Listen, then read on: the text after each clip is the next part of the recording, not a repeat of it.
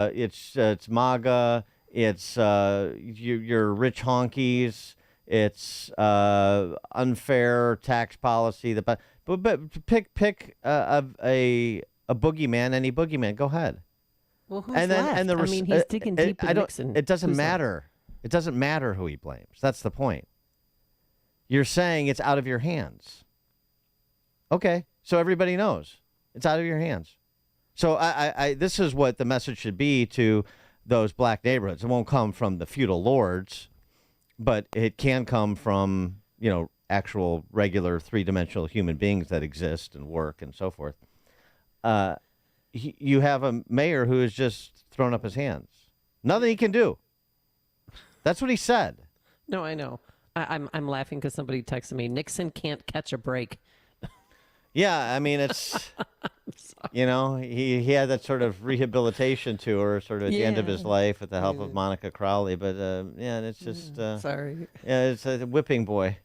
Tricky Dick. I think that it's just sort of if you could have some real... I don't want to say fun because this is not a fun topic and it's not fun what's happening in the city, but you can really crystallize things for people who otherwise are just going to get into the what is he talking about and it's not Nixon's fault and the Great Society we have or have not spent too much and we have or have not achieved much in the way of positive outcomes based on what we spent. If you do that, you're getting into sort of the classic binary of the last 60 years between the left and the right, and it just doesn't go anywhere. So just take BLM Brandon at his word and challenge him to develop this a little bit more. It seems to me you're saying there's nothing I can do. And so there's nothing I'm going to do except throw money at systems that may or may not have some ancillary benefit for whoever survives living in living in these shooting galleries, survives long enough to spend the pocket change they get from the government, which is basically what it amounts to at the end of the day, isn't it? I don't know. I mean, he ran his campaign on defunding the police, so people are getting exactly what they voted for. Enough is enough. Stand idly by. Snelling, we have to humanize each other. It can't be us versus them. It's got to be us. I don't know what that means. Well, I do know what it means, but it's just so tiresome. I mean, do you have that on a throw pillow at your house, Superintendent Snelling? I mean, honestly, it can't be us. No, it actually is us for them, us versus them. It's the law abiding. It's what Charles Thomas always says. There's the law abiding and the criminals. Law abiding and the criminals. And the them are criminals. It's not race-based. It's criminals. Remove repeat violent offenders from the streets for extended periods of time, sending a message there are consequences, and you'd be amazed how much progress you can make in terms of increasing the peace on the streets of Chicago. But they're just unwilling to do that, unwilling or unable, however you want to describe it. It's not going to happen, and Brandon Johnson just said so yesterday. Before you see it on TV, share it on Facebook, or read about it in the paper. Hear it here first. This is Chicago's Morning Answer on AM 560. The Answer. My name is Dr. Dave Anspaugh. I have co-authored a wellness textbook, which was the #1 bestseller. And I do about anything that I want to do. I still take care of my own lawn, and I go to the health club. We'll go 2-3 miles on the treadmill there. I've been taking Balance of Nature about 6 years. It has convinced me that it's a great product. I enjoy playing golf. I will go out there and go down to the green and go back and do it once or twice more. Seems like being retired, I've got more going on than I did when I was actually working. I stay active.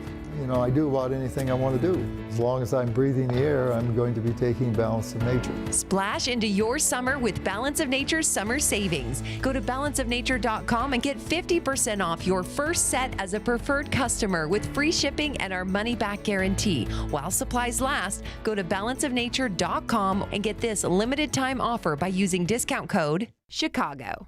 Zero Foxtrot isn't just a brand. It's a way of life. Founded and operated by veterans, Zero Foxtrot's unique apparel and gear echoes the grit of the warrior culture. Zero Foxtrot dedicates itself to producing content, honoring the sacrifices of forgotten heroes of the past, and connecting history to the present. Embark on a journey with Zero Foxtrot today at zerofoxtrot.com. It's not merely our products, it's about the ethos that we embody. Rugged, resilient, and timeless. Did you know you can get your prescriptions for less at your local pharmacy? You can with GoodRx. It's the free app that can save you money on your medications. Just search for your prescription, choose the pharmacy and the price that works best for you, and then show your GoodRx coupon to your pharmacist at the drop-off counter. GoodRx works at over 70,000 pharmacies, including Walmart, Rite Aid, and Walgreens, and it works whether you have insurance or not.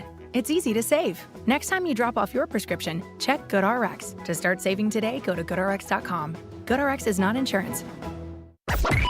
AM 560, The Answer. Quickly, Matt in Mount Greenwood, you're on Chicago's Morning Answer.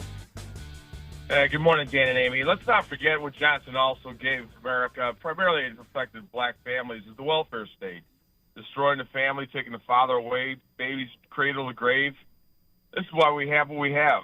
Unfortunately, many of these poor children are brought into a world with no hope, no guidance, no faith, no respect for life, and it's so utterly sad, and it's generational welfare, and we can't forget that. Have a good day, folks. Thanks for the call, Matt. All right, coming up at 5:38, dueling call-ins. Biden on Morning Joe and Trump on Hannity, 5:38. But now let's head into the newsroom. Here's Mike Scott. It is 5:32, cloudy skies and 71 degrees. Beryl now weakening into a tropical depression. Right now, just crossing into southern Illinois. As of the last update from the National Hurricane Center, maximum sustained winds of 35 miles an hour. Back in Texas, where Beryl came ashore, Acting Governor Dan Patrick. I do not take your safety for granted. We still have power lines down. There are over 50 roads that are covered with water. Some of them are impassable. The storm brought heavy rain and flooding to Texas. Millions without power this morning. At least 6 have been killed. President Biden's personal physician releasing a letter detailing his examinations of the president after more concerns are raised. Fox's Madeline Rivera. The president's physician, Dr. Kevin O'Connor, identifies the Parkinson's expert as Dr. Kevin Kennard. Kennard has been the neurology consultant at the White House Medical Unit since 2012. O'Connor says Kennard examined the president for each of his annual physicals. O'Connor writes, the results of this year's exam were detailed in my February 28th letter. There were no findings which would be consistent with any cerebellar or other central neurological disorders such as a stroke, multiple sclerosis, Parkinson's, or ascending lateral sclerosis. Visitor logs show Kennard made several visits to the White House from last summer to March. Former President Donald Trump getting back on the campaign trail, rallying voters today at his Gulf resort in Miami. Meantime, Joe Biden hosting a high-stakes NATO summit in Washington this week, marking the 75th anniversary of the alliance. He will hold a press conference Thursday. National Weather Service says a flood watch is in place from 4 p.m. today until 1 p.m. Wednesday for several locations in and around Chicago and northwest Indiana. Parts of northwest Indiana could see up to 4 inches of rain.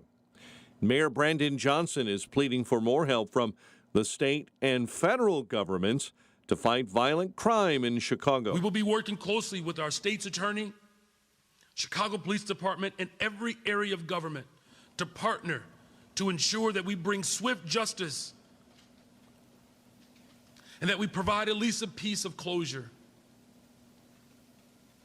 for the families. And an investigation continues this morning following a shooting involving an off-duty police officer in Elgin. Investigators determined the incident involved an officer that does not work for the Elgin Police Department. White Sox lost to the Twins in extras 8-6, while the Cubs take on the Orioles tonight. The news a service of Turnkey's real-time threat hunting.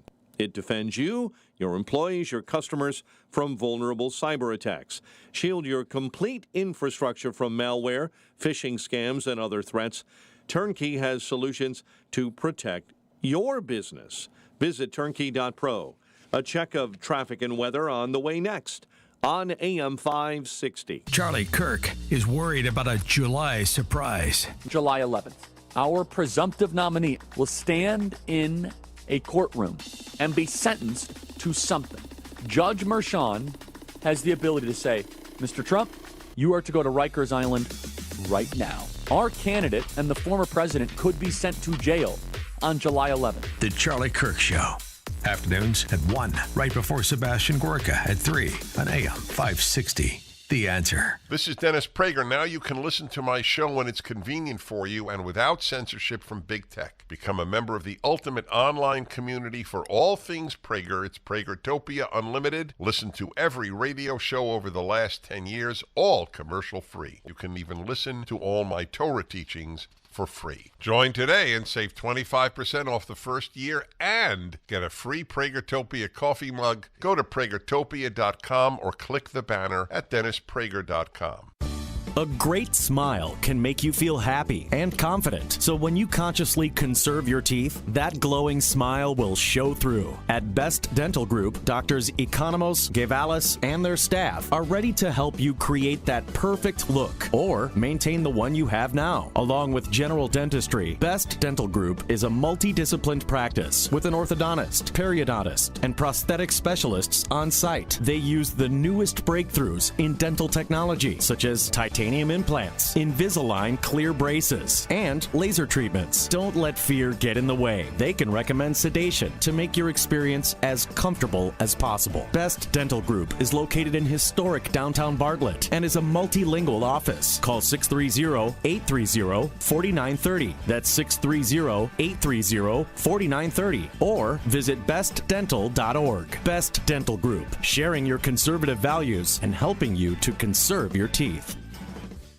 Protecting and growing your retirement assets can be complicated. From asset and legacy protection to retirement income and extended care, you need a plan. Mark Kohler, host of Retirement and Income Radio, heard Sundays at 11 a.m., helps retirees in or near retirement protect their accounts from market volatility. Mark can help you create lifetime guaranteed inflation-hedged income. Call Mark today at 844-619-SAFE. That's 844-619-7233. And listen this Sunday at 11 a.m. to Retirement and Income Radio. Don't let a cold, sinus infection, or allergies ruin your day. Breathe easier, sleep better, and feel healthier with Navage. Visit Navage.com, Walmart, Walgreens, CVS, or a store near you. 538, a check of the roads, Team Hochberg Traffic Center.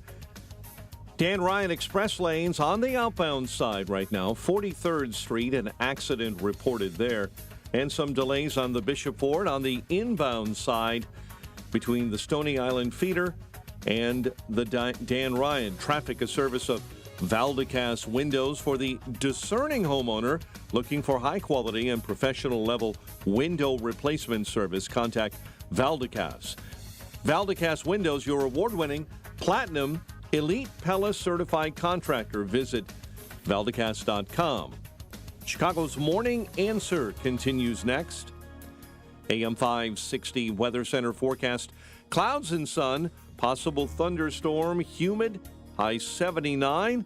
Little rain overnight from tropical rainstorm Beryl, and a low of 66. 72 right now. Next news at 6.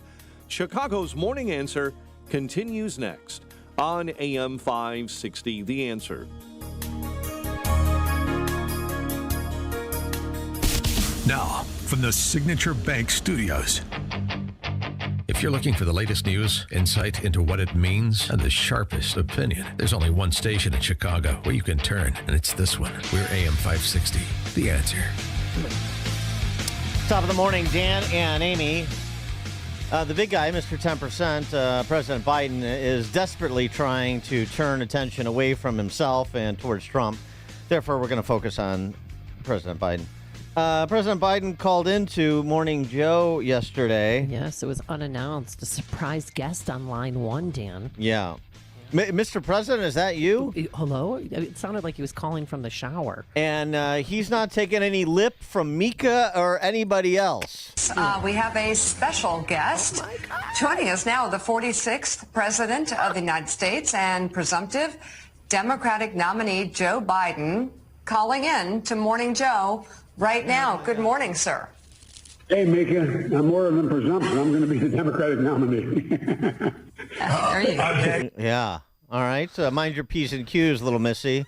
And of course, the always reflective, thoughtful Joe Scarborough, who has oscillated between Joe Biden is at the top of his game. Maybe it's time for Joe Biden to leave, all within the span of about 5 minutes. But he's a credible journalist. That doesn't go down easy.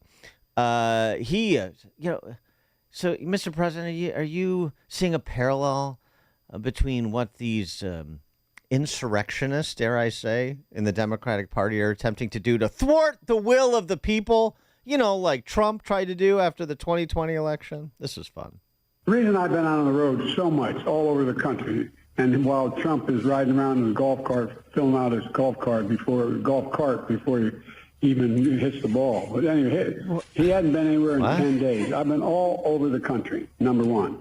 And I've gone over the country for several reasons. One, to make sure my instinct was right about the party still wanting me to be the nominee. And all the data shows that the average Democrat out there who voted, the 14 million of them that voted for me, still want me to be the nominee, number one. Number two, the idea that Donald Trump has gained in any substantial way, has his arguments of why he should be president, is anywhere convincing than it was 2 weeks or 3 weeks ago. It's just not there. And we're just starting to focus on Trump. Yeah, it's just starting to focus on Trump. Please help me. Please help me with this chore of focusing on Trump. And look, he went out there. He took a pulse of the people at a selected black church in Philadelphia. They seem to enjoy him, so everything is fine.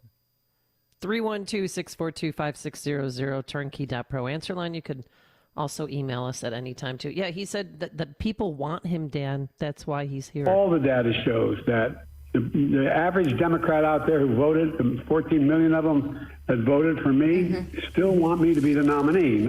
It's true. I mean, there's a lot of truth to that. The polling suggests that is the case, generally speaking. And, he is not going away very easily. So if they are going to replace him and all these pronouns that are used and have been used for the last year, well, it turns out, as we've been saying all along, that he gets a say in it, especially since he has all the delegates he needs to be the nominee. Not so easy to depose somebody who's won all those primaries, somebody who's amassed all those delegates, somebody who's served the last 4 years dutifully advancing the flag for the neo-Bolsheviks of the Democrat Socialist Party, the base of the party, if you will. Oh, by the way, what was the golf cart? He's riding around in his golf cart before he even hits the ball. Well, I mean, for a 6 handicap, he doesn't really seem to understand the game very well. You put your clubs on a cart, and then you drive the cart to then you hit the ball to a range or to the first tee, and then what do you do? That's where the hitting of the ball commences. Anyway, I am not quibbling with a good stick like Joe Biden, but so that he's not wrong. And by the way, John Fetterman is telling Tim Ryan to go pound sand. John Fetterman was at an event with Biden yesterday in Pennsylvania, where Biden was recounting how important Philly was in his races in Delaware for the U.S. Senate. But look, even when I was running for Senate, and each time I ran, quite frankly, not a joke, Philadelphia in particular got me across the line. I didn't. Yeah. No, I'm not joking. Oregon. Yeah. No, I mean. I didn't. No. We know you're serious. We know you mean it. We know you're not joking. I'm not joking. So, I didn't know that. That's interesting. It's a bit of a wrinkle that Philly voters are able to vote in Delaware state elections. Huh. Interesting. What years were those? Has the statute run on those voter fraud operations? Anyway, so he's there. Fetterman's there. Senator Slingblade is backing him, and no less a star than the front girl for the Socialist Spice Girls. Has spoken to the president over the weekend. I have spoken with him extensively. He made clear then, and he has made clear since, that he is in this race. the matter is closed. He had reiterated that this morning. He has reiterated that to the public. Joe Biden is our nominee. He is not leaving this race. He is in this race, and I support him. AOC. I mean, the debate over the debate is over. He is in the race, and he's not leaving. But you know what? My congressman, Mike Quigley, has some different plans. He's going to be meeting. What? Quigley's irrelevant. He's like he's one of these what is it, 8 or 9 Congress humans who don't really have any particular profile, don't really have any particular constituency within their caucus. They just sort of exist. They're part of the faceless, well, in this case, minority. I mean, Mike Quigley doesn't matter. AOC matters, John Fetterman matters, profile matters here in this moment of crisis. So the people that are not particularly close to him, that don't have anything to benefit really, and then want to sort of pose as sort of independent, and this is my opportunity to raise my profile from being, one of the faceless rascals like Quigley is. So I just, 9 members of the House, particularly members you've never heard of, most people don't follow this. It just doesn't matter. That's what I'm saying. But right now, the assessment is not listening to what Quigley says. The assessment is who is winning this crisis right now. Is it Biden, or is it those who want him to gracefully exit stage left? That's the question. And to my mind, right now, Biden is winning. 312-642-5600, turnkey.pro answer line. Well, Maxine Waters, does she matter? She's all behind him, and so is Danny Davis. We're now at a point in time where people are talking about Biden is too old. Hell, I'm older than Biden. Yeah.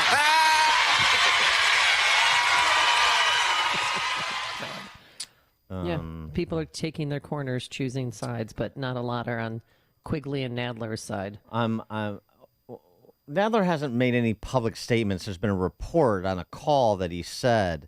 It's different, and it's just it's very, those that are highly concerned for the most part are treading very lightly because, as we've been saying, they don't have a particularly good plan B, and Joe Biden is out there and they can't stop him on making the calls and standing with his allies and issuing letters.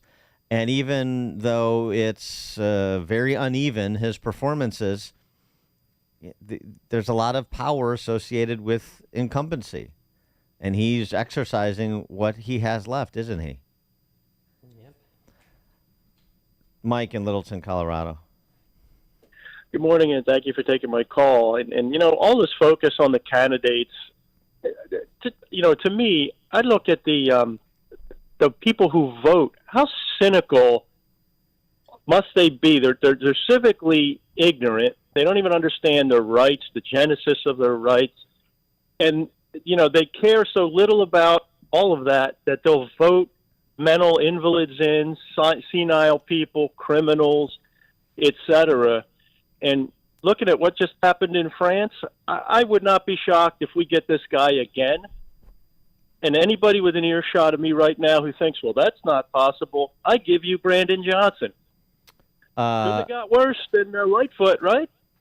Thanks for the call, Mike. I don't think it's over. I don't think it's over, and Whoopi Goldberg doesn't either. I mean, just to counter Mike and Littleton, to suggest that people aren't thinking this through, that they're not intelligent, particularly our thought leaders like the man-hating shrews on The View. I'm just going to add my 2 cents because I wasn't here on the day that y'all talked about it. I don't care if he's pooped his pants. I don't care if he can't put a sentence together. Well, he can't. Show me he can't do the job, and then I'll say, okay, maybe it's time to go. Now, he had a bad night the first time that he went out and debated with Kamala Harris. And everybody wanted him to quit then and say, you can't talk to women like this, or you're doing this wrong, you're doing that wrong. He came back, said, you know what, I got it, and gave 4 years. So, yeah, I have poopy days all the time. I step in so much poo you can't even imagine. Now, I'm not running the world, but I don't know anybody who doesn't step in stuff at some point. So I'm just simply saying, yeah, there are 2 debates. And if he can't do what he needs to do for the second debate, I'll join any crew that says get rid of him. But loyalty to me, if you are doing the job, I might not like everything you're doing.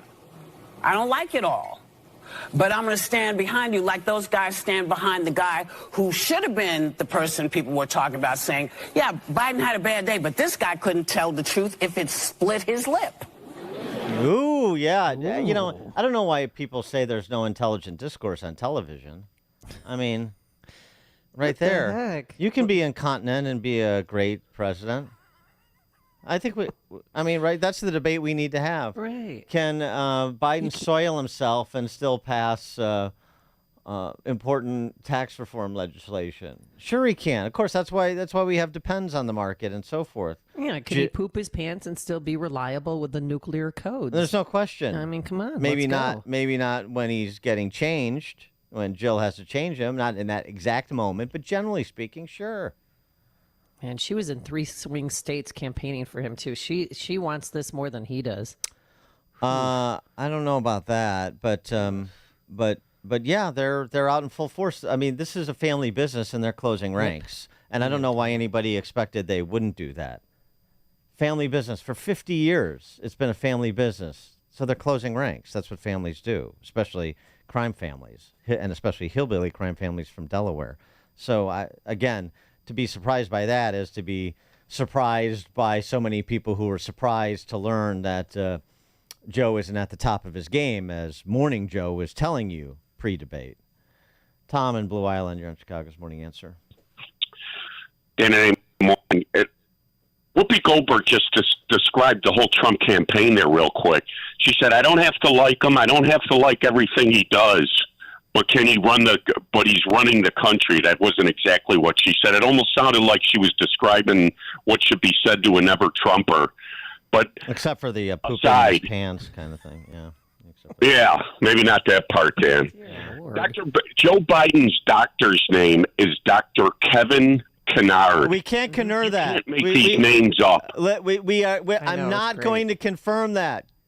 Tom, we cannot confirm. Make these names up. No, it's Dickensian. Thanks for the call, Tom. No, it's great. No, so this is the Parkinson's specialist that's been to the White House 8 to 10 times. Yeah, right, Parkinson's specialist. Right. And this is what this was the subject of very tense back and forth yesterday between White House spokeswoman KJP and members of the press corps, specifically Ed O'Keefe of CBS News. And again, to suggest that she was withholding information, to suggest that she is a stone-ass idiot, to demand that she confirm visits to the White House by this doctor, who, of course, is on the public manifest, because the guest list who visits the White House is a public document that's foiable.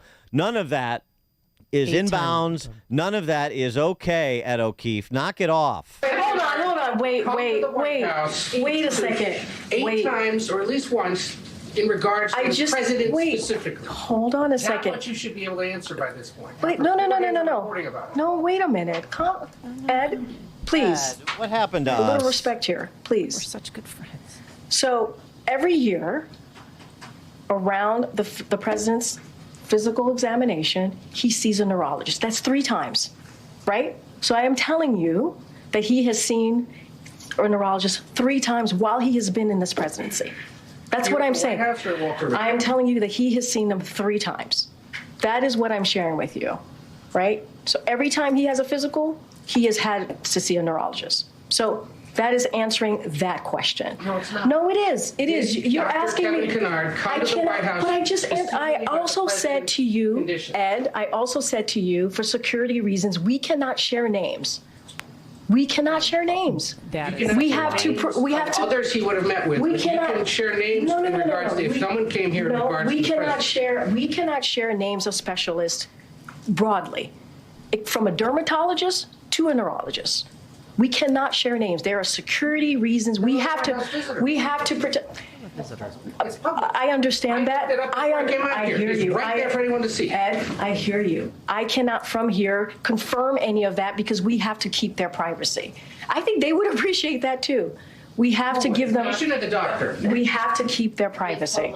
It is public information. I hear. Miss Jean Pierre, did the president poop in his pants or not? We demand to know. I mean, this is the media who's been complacent in helping the White House, and now they feel betrayed because there wasn't transparency. They weren't in on the thing because that Dr. Kennard, yes, has been there 8 times in 8 months. So. Oh my God. No, they were not kept in the dark. Nobody was in the dark, except willfully. This is performative. And you can put on your costume and run through your lines at O'Keefe, and then KJP will get all morally indignant and say, hey, you know, we have this great relationship. You're holding me to account. I'm answering your questions. This is democracy. It's working. But hey, don't cross the line and disrespect me. And then we can talk about that like it's WWE. I just want to take a step back for a second, because I do take offense to what Ed alluded to. You know, come out here every day. There's a press briefing. And we do our best to give you the information that we have at the time. That's what we do. And we understand that the freedom of the press, we respect the freedom of the press. You heard me talk about this last week. I appreciate the back and forth that we all have. Exactly. It is, I try to respect you, and I hope you try to respect me. And we literally do everything that we can. My team does everything that we can to make sure we get the answers to you. That's what we do. And sometimes we disagree. Sometimes we are not in agreement. But you know what? That's democracy. That is what is important. It's working. It's working. Don't you see? Oh, my goodness. And by the way, if you haven't seen it, maybe I'll retweet it. You have to see the picture of KJP and her team, her Protect Democracy team. That comms office. What? It looks like the Model UN Club at Francis Parker High School. It is the most ridiculous conglomeration of humanity you're going to see. First of all, I mean they're literally, to borrow a favorite adverb of KJP's, children. I mean it's sort of one step removed from a daycare center. Okay. Sorry for interrupting, but you're going to tweet it out again, or you already tweeted it? No, I'll tweet it out. Okay. Thank you very much. Bob in Naperville. Yeah, 2 quick comments. While I was on hold, I thought about a George Stephanopoulos question to Biden, and it was, I think Biden ended I can't say sentences, but I can say a collection of words. He said, they told me I don't have to with regards to a cognitive test. Right. And, you know, perfect. I was in my car and I said, who's they? And Stephanopoulos just goes on to the next question. The other one is one KJM or whatever the heck her name is, when she said he saw a neurologist 3 times. Well, was that when he walked in the door and said hello? I mean, the follow-up, he saw a neurologist, but did he get the cognitive test? It's just the follow-up questions are so anemic. Thanks. You guys have a great show. Bye. Thanks for the call, Bob. They told me who's the they? You know, the white coat people. Yeah. Okay. And KJP Mr. was wearing a white coat yesterday. We don't have time, but all right. We'll have to pick this up on the other side. We still have to get to Trump too a little bit, since he had some news to make of sorts on Hannity. We'll do that at 6:06. But now let's head straight into that newsroom and catch up on today's news. Here is Mike Scott. Johnson calling for more state and federal aid to fight violent crime. A man charged with stabbing his ex-wife to death in Naperville. A shooting involving an off-duty police officer in Elgin is being investigated. Lawyers in the Mike Madigan case are still pushing for an October trial. CPD investigating a burglary at a James Beard award-winning Chicago restaurant. White Sox fall to the Twins in extras. The Cubs take on the Orioles. WIND Chicago News Time, 6 o'clock. 8 visits in 8 months. I'm Dave Anthony, Fox News. That's how many times a Parkinson's disease specialist visited the White House, which is getting a lot of attention with President Biden's mental fitness under a lot of scrutiny.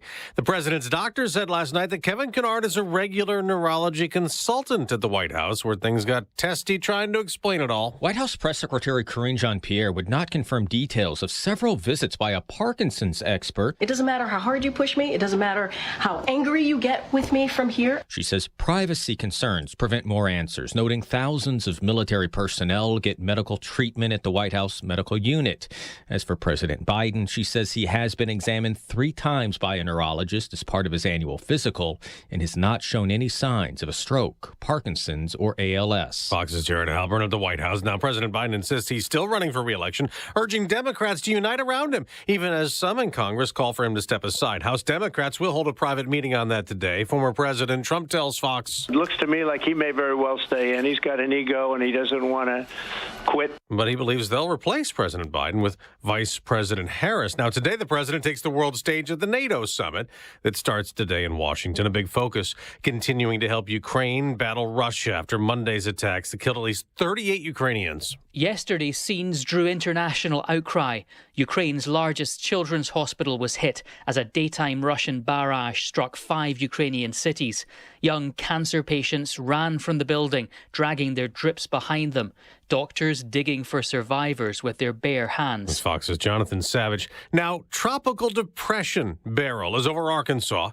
It's blamed for 1 death in Louisiana, 7 in Texas, where Beryl hit as a hurricane, causing flooding and knocking out power. There are still more than 2 million outages across Texas, so many won't have AC in 100-degree heat. America's listening to Fox News. 71 degrees, cloudy skies, and 6:02 on AM 560. The Answer. Good morning. I'm Mike Scott. The National Weather Service says a flood watch goes in place around 4 p.m. this afternoon and will stay in place until 1 p.m. on Wednesday for several locations in and around Chicagoland and northwest Indiana. Mayor Brandon Johnson pleading for more help from the state and federal governments to try and fight a violent crime wave in Chicago. We will be working closely with our state's attorney, Chicago Police Department, and every area of government to partner to ensure that we bring swift justice and that we provide at least a piece of closure for the families. Meantime, after the city's Pride Parade on the north side the previous weekend, police arrested 53. Superintendent Larry Snelling says parade goers, he believes, were not responsible for the violence. Those were people who went into that neighborhood and decided that they were going to commit acts of violence, vandalism, things of that nature, and our officers were ready to deal with that. Several of the arrested were juveniles. According to CWB Chicago, the Pride Parade has generated 7 of the 10 highest arrest totals for single-day events in Chicago since 2013. 2 popular eateries among the businesses that have been burglarized in recent days, including the Italian restaurant Piccolo's Sogno and Logan Square's Lula Cafe. The latter was recently honored with the James Beard Award. White Sox fell in extras to the Twins on the south side, 8-6, while the Cubs take on the Orioles tonight. The news is a service of Blue Stars Security.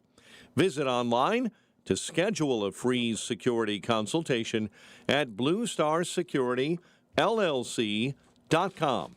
A check of traffic and weather on the way next on AM 560. Charlie Kirk might have a trust issue. They lied about the origins of COVID. They lied about the Hunter Biden laptop.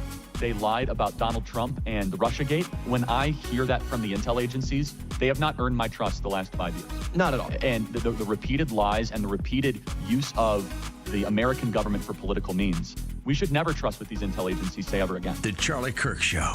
Afternoons at 1, right before Sebastian Gorka at 3 on AM 560. The Answer.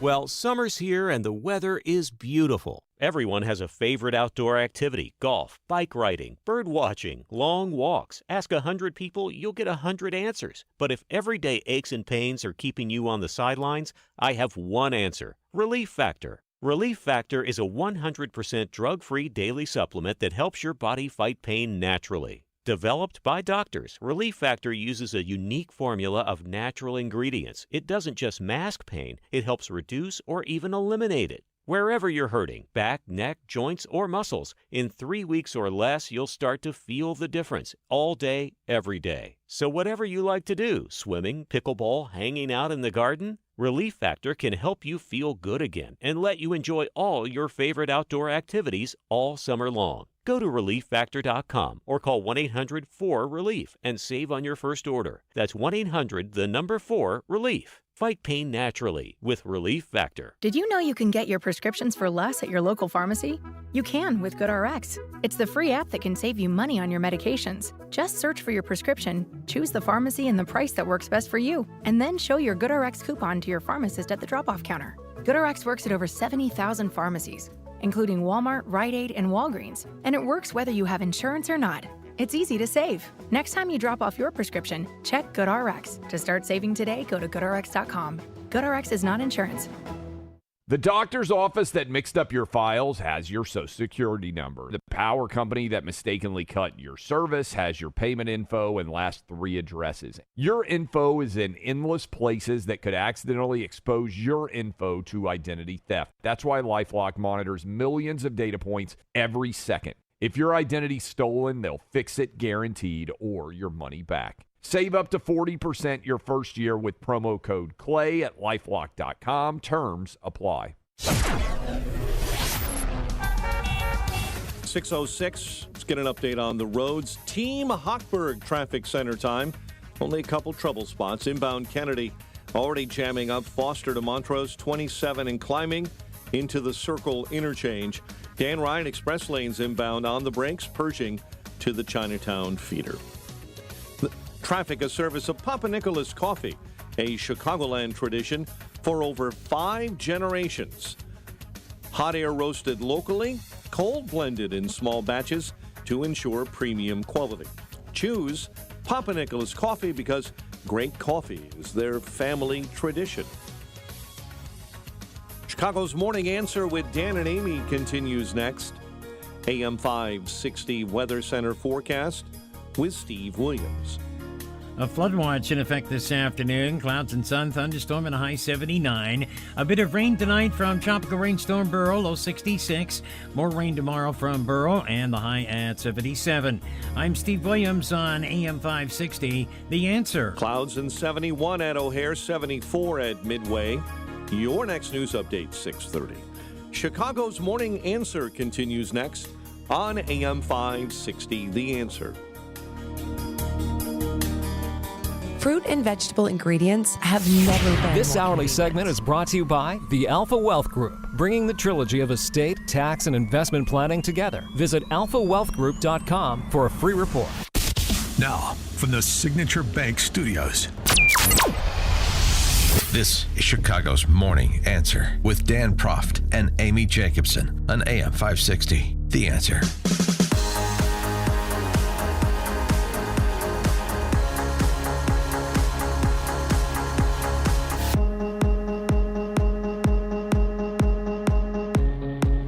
Top of the morning, Dan and Amy. Just building upon the conversation we were having at the end of last hour about the prospect of Biden's survival as the Democrat socialist nominee.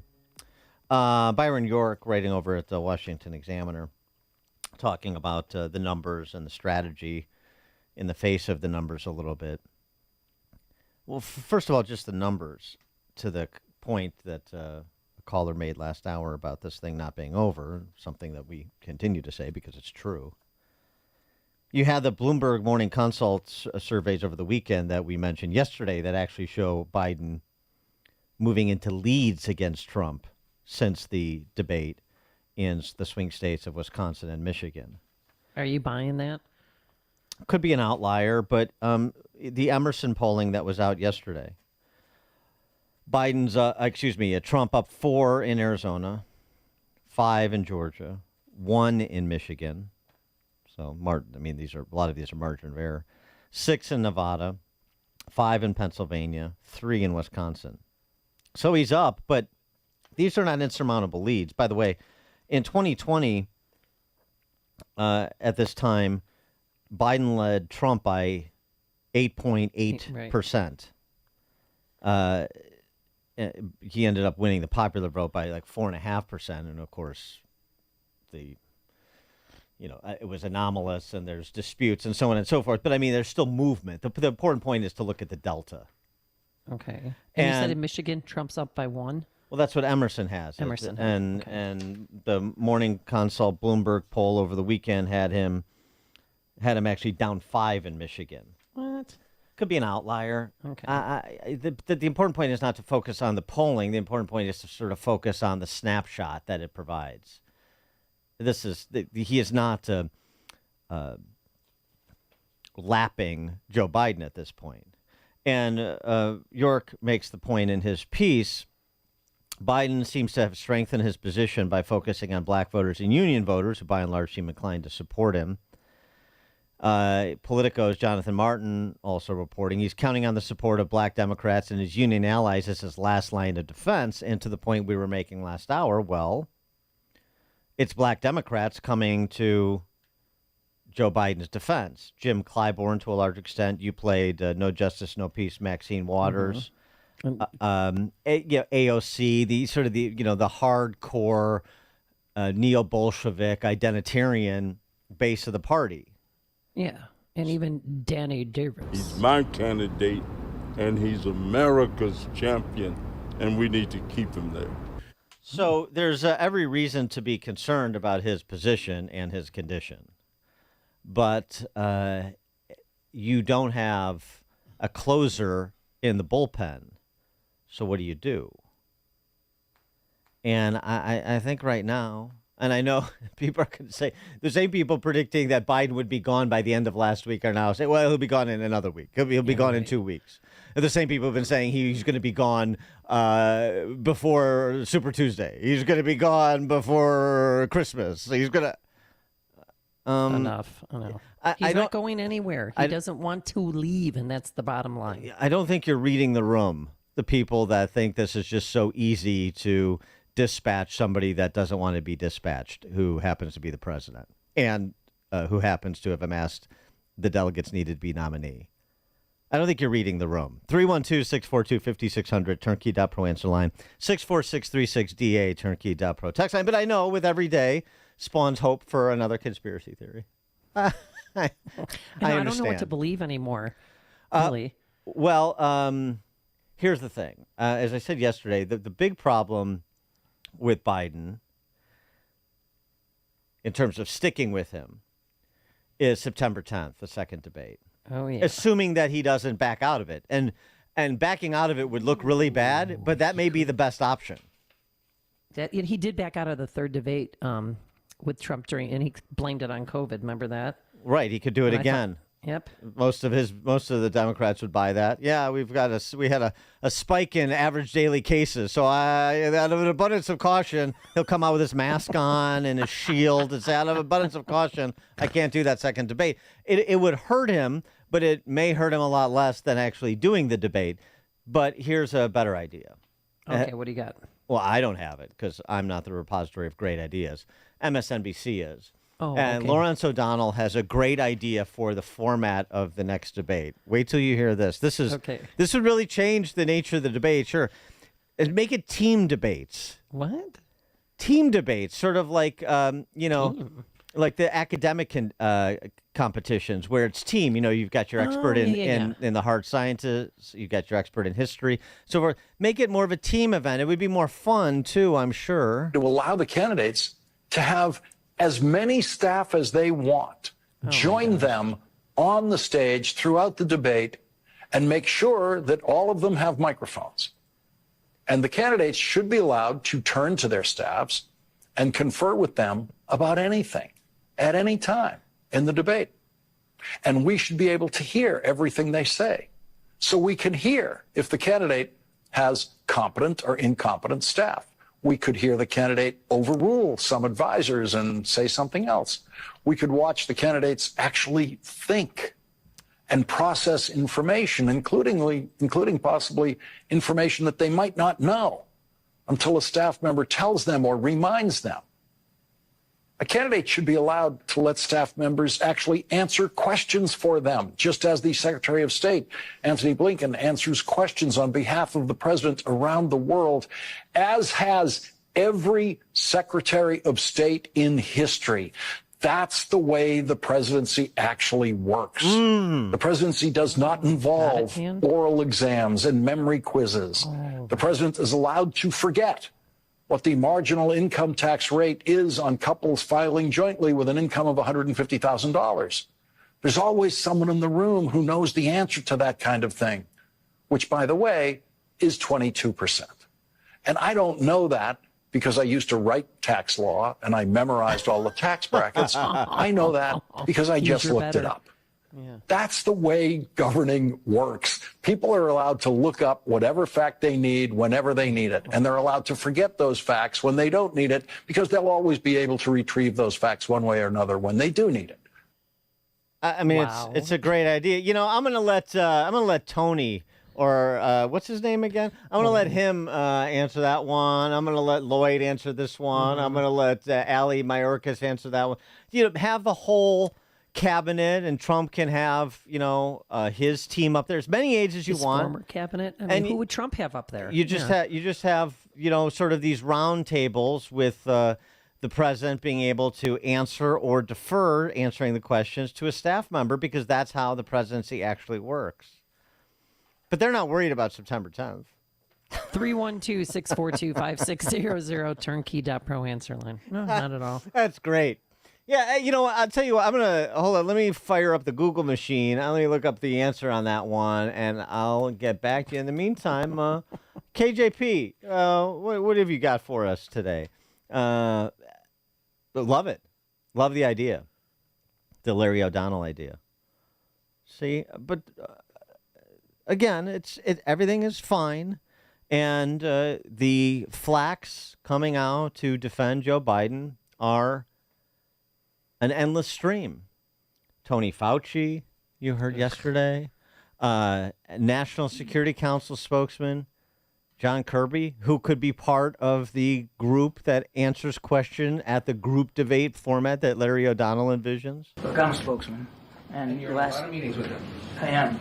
The last thing I'm going to do is sit here and talk about every meeting I've had with the president. What I can tell you is what I saw in that debate is not reflective of the man and the leader and the commander-in-chief that I have spent many, many hours with over the last 2.5 years in terms of just had a bad specificity of the way he probes, the questions he asks. Hey, just this morning,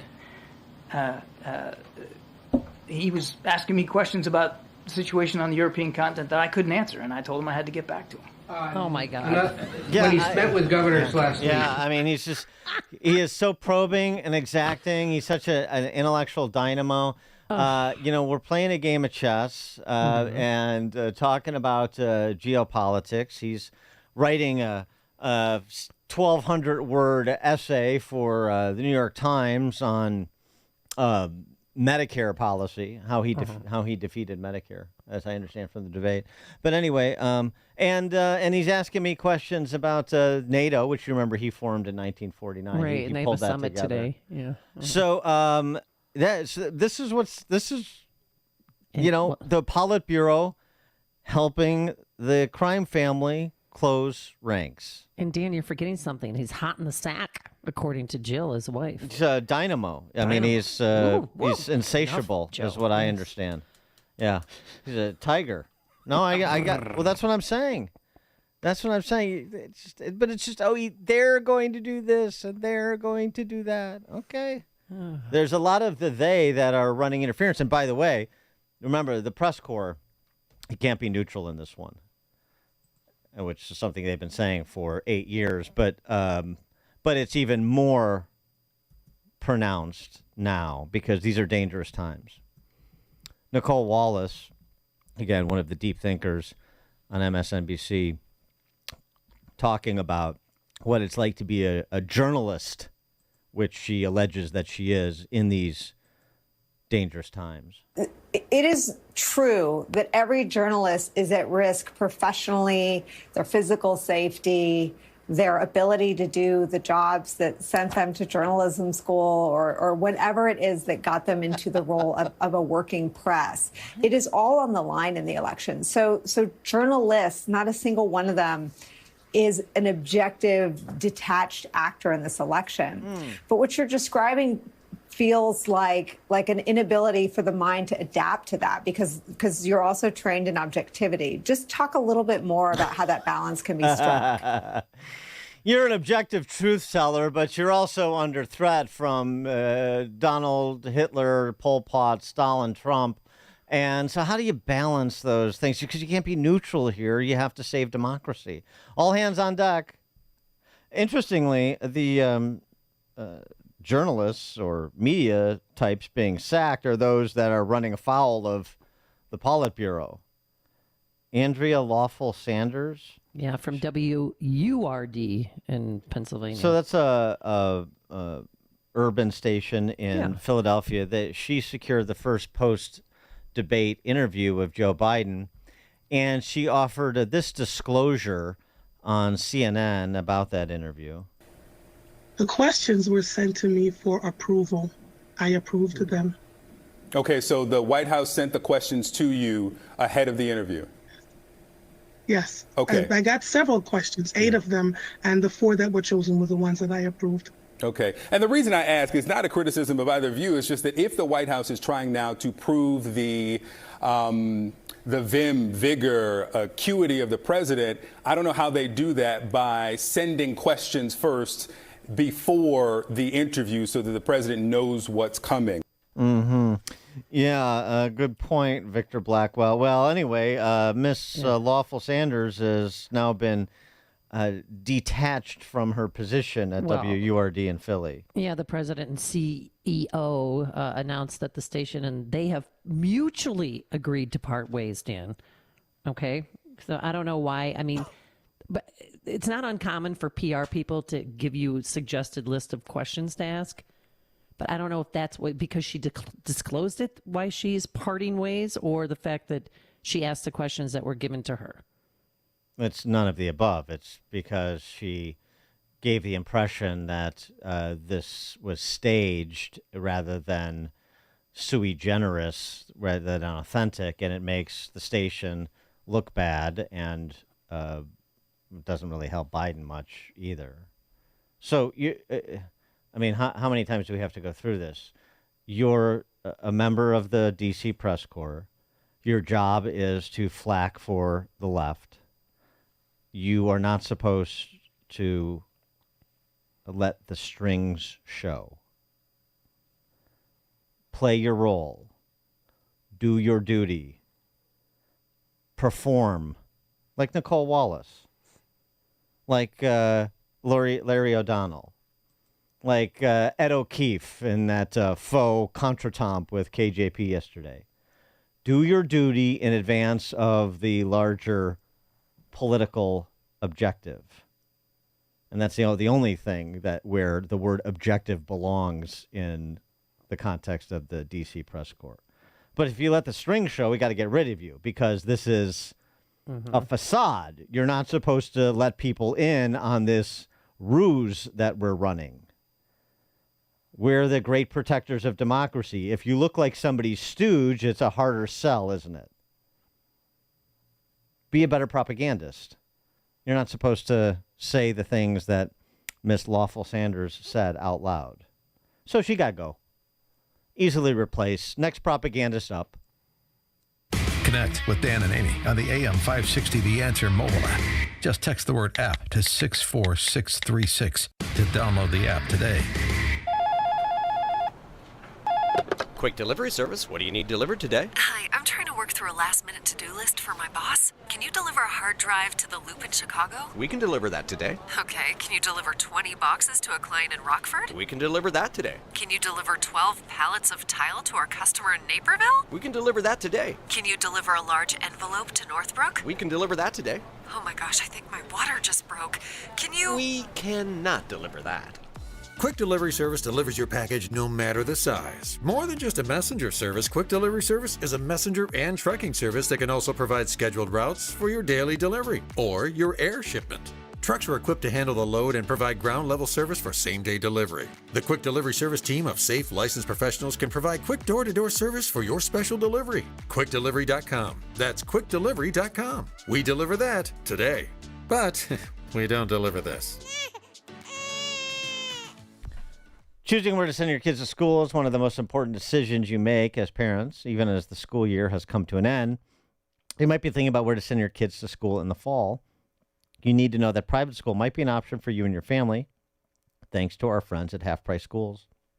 At halfpriceschools.com, you'll find many different private schools from around Chicagoland offering a full year of tuition for half of the normal price. And you can take advantage of this great opportunity. It's simple. Find a private school near you, purchase the tuition voucher, and prepare to send your child off to school this fall. HalfPriceSchools.com has schools across Chicagoland, including St. Andrew's Lutheran in Park Ridge, Ravenswood Christian in Chicago, Christian Liberty in Arlington Heights, and St. Peter Lutheran in Schaumburg, among many others. So don't delay. Next school year will be here before you know it. Visit halfpriceschools.com today. Do not wait. Visit halfpriceschools.com today. That's halfpriceschools.com. Can you read this email for me? Of course. Jeez, I wish they could do something for your eyesight. Ugh, me too. But you heard what they said. There's nothing we can do. When vision loss can't be corrected with glasses or surgery, and hope seems lost, turn to Spectrios Institute for Low Vision.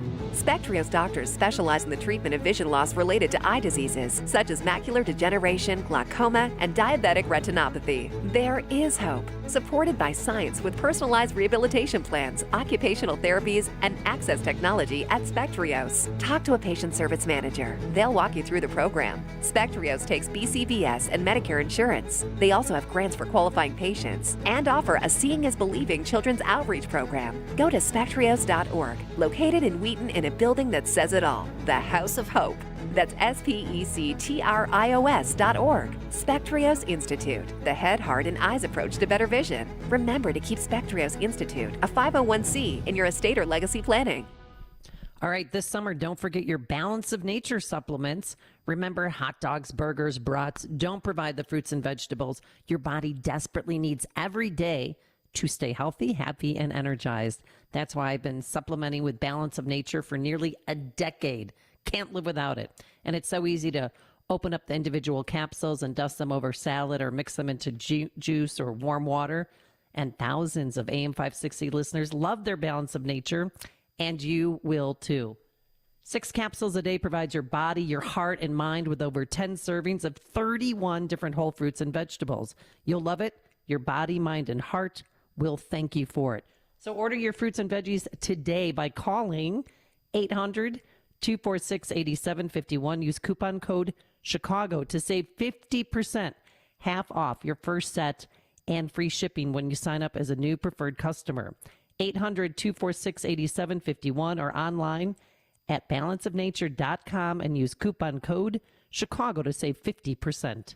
Hey, you've heard me say that cell phone service with Pure Talk is half the cost of Verizon, AT&T, and T-Mobile. $20 a month, you get unlimited talk and text, plenty of data, and you think, okay, Hannity, what's the catch? Well, there isn't one. Just ask the thousands of listeners who have made the switch of mine, and they love Pure Talk and their U.S. customer service, the great coverage on America's most dependable 5G network. Dial pound 250, say the keyword save now to start saving now on your cell phone plan. The doctor's office that mixed up your files has your Social Security number. The power company that mistakenly cut your service has your payment info and last 3 addresses. Your info is in endless places that could accidentally expose your info to identity theft. That's why LifeLock monitors millions of data points every second. If your identity's stolen, they'll fix it guaranteed or your money back. Save up to 40% your first year with promo code CLAY at LifeLock.com. Terms apply.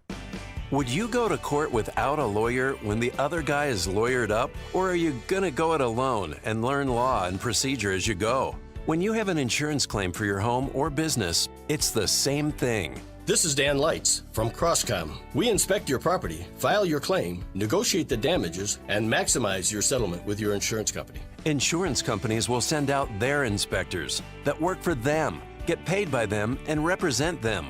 not you. If we complete the repairs approved by your insurance company, our service is free. Crosscom Public Adjusters has turned denied claims into approved claims. We've also increased insurance claims anywhere from 23 to 1,000%, and we could do the same for you. We are licensed by the Department of Insurance and work in Illinois, Northwest Indiana, and Southern Wisconsin. Crosscom Public Adjusters, 630-871-5500. Online at crosscominc.com. That's crosscominc.com. Crosscom, building trust for over 20 years. AM 560, The Answer. All right, coming up on Chicago's Morning Answer. When I ultimately get sent to the gulag for my thought and speech crimes, I want my roommate to be Ralph Gennario of Coeur d'Alene, Idaho, at 6:36. But now let's head straight into that newsroom. Here's Mike Scott. 71 degrees at 6:30 on AM 560, The Answer, and we're still watching Beryl. Power has started to come back on for the millions of homes and businesses left in the dark when Beryl slammed into the Houston area, spawning some tornadoes later in Louisiana and rain, some of it much needed, for the nation's midsection. The White House has released a letter from President Biden's doctor after a contentious press briefing yesterday. That over visits to the White House by a Parkinson's disease specialist. I hear you. Guys. Monday night, the White House put out a memo from presidential physician Dr. Kevin O'Connor, who said visits from that neurological specialist were all part of Biden's annual physicals, and according to the doctor, all results have been made public. President Biden will host a high-stakes NATO summit in Washington this week, marking 75 years of the alliance. National Security Council spokesman John Kirby. For 75 years, NATO has served a vital role in protecting the American people and in making the world a less dangerous place. NATO is the strongest defensive alliance in history, and today it is bigger, stronger, better resourced, and more united than ever before, in large part due to President Biden's leadership over the past 3 years. Finland and Sweden have been added to NATO. Boeing in talks with the Defense Department about how the aircraft maker's guilty plea could impact its massive government contracts. The Justice Department announced this week that Boeing agreed to plead guilty to a conspiracy fraud charge over investigations into 737 MAX crashes. The U.S. military is pulling out of Niger this morning.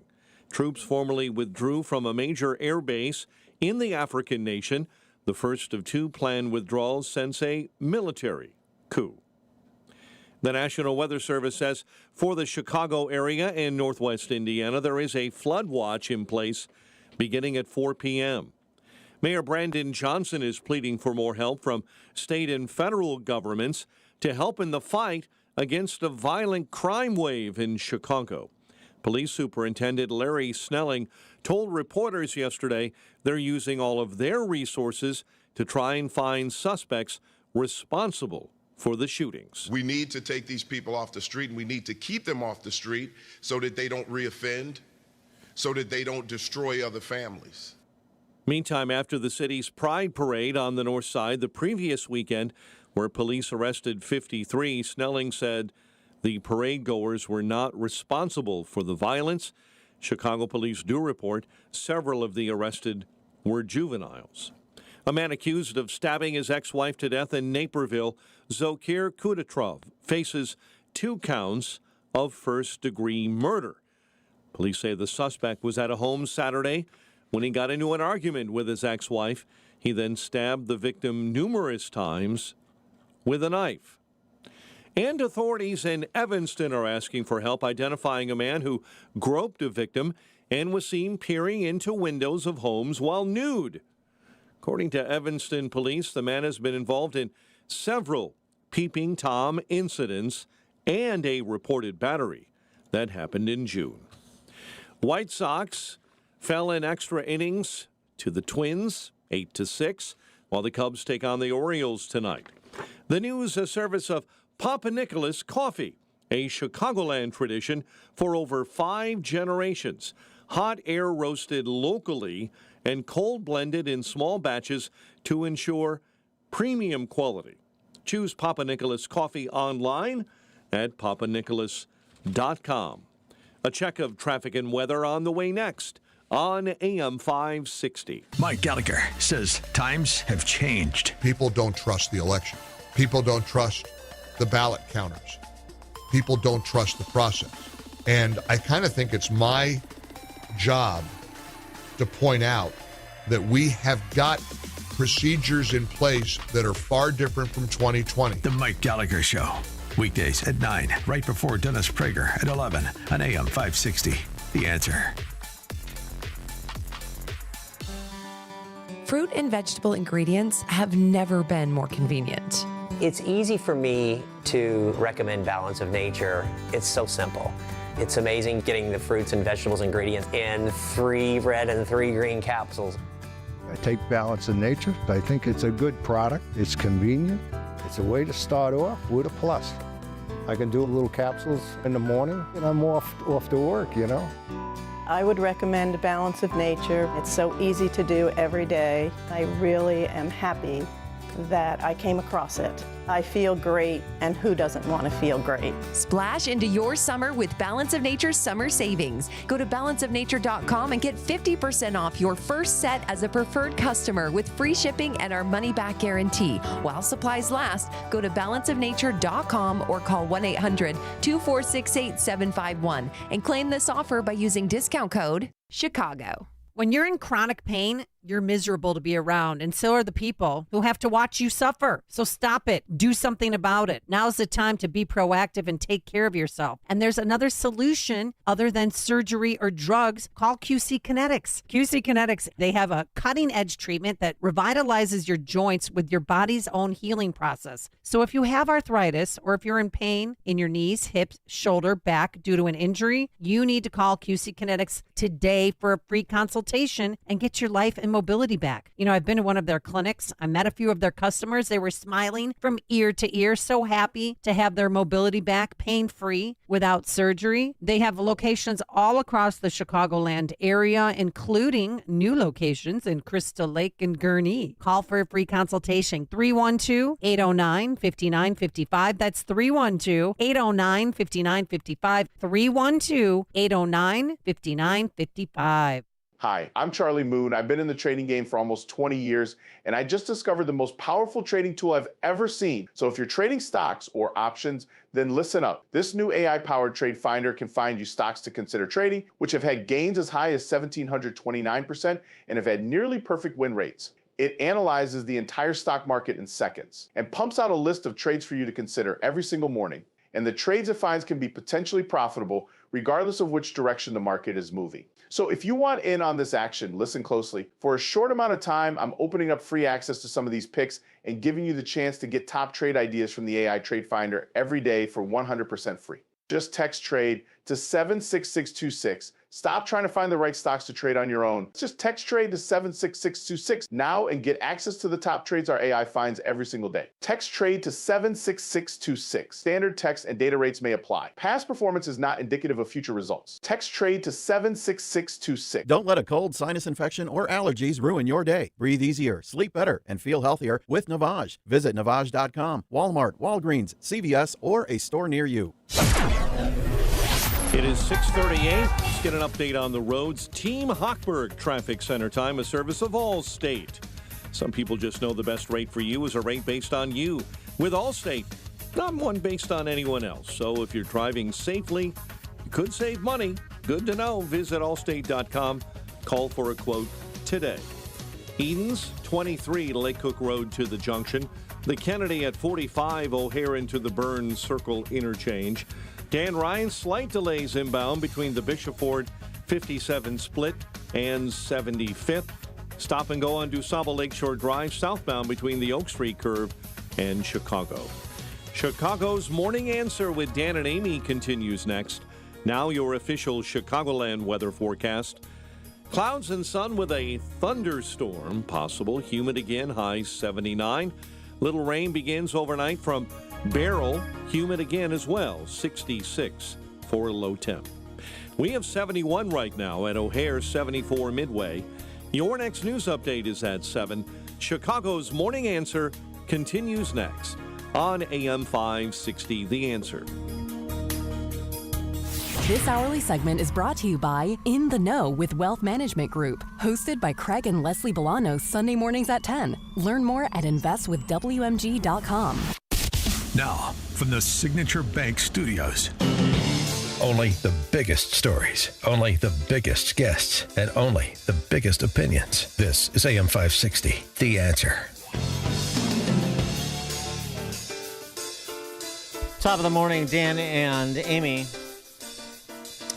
Of course, Idaho is a red state, but the wealthy enclaves there, like in most places around the country, there are exceptions, Southwest Florida.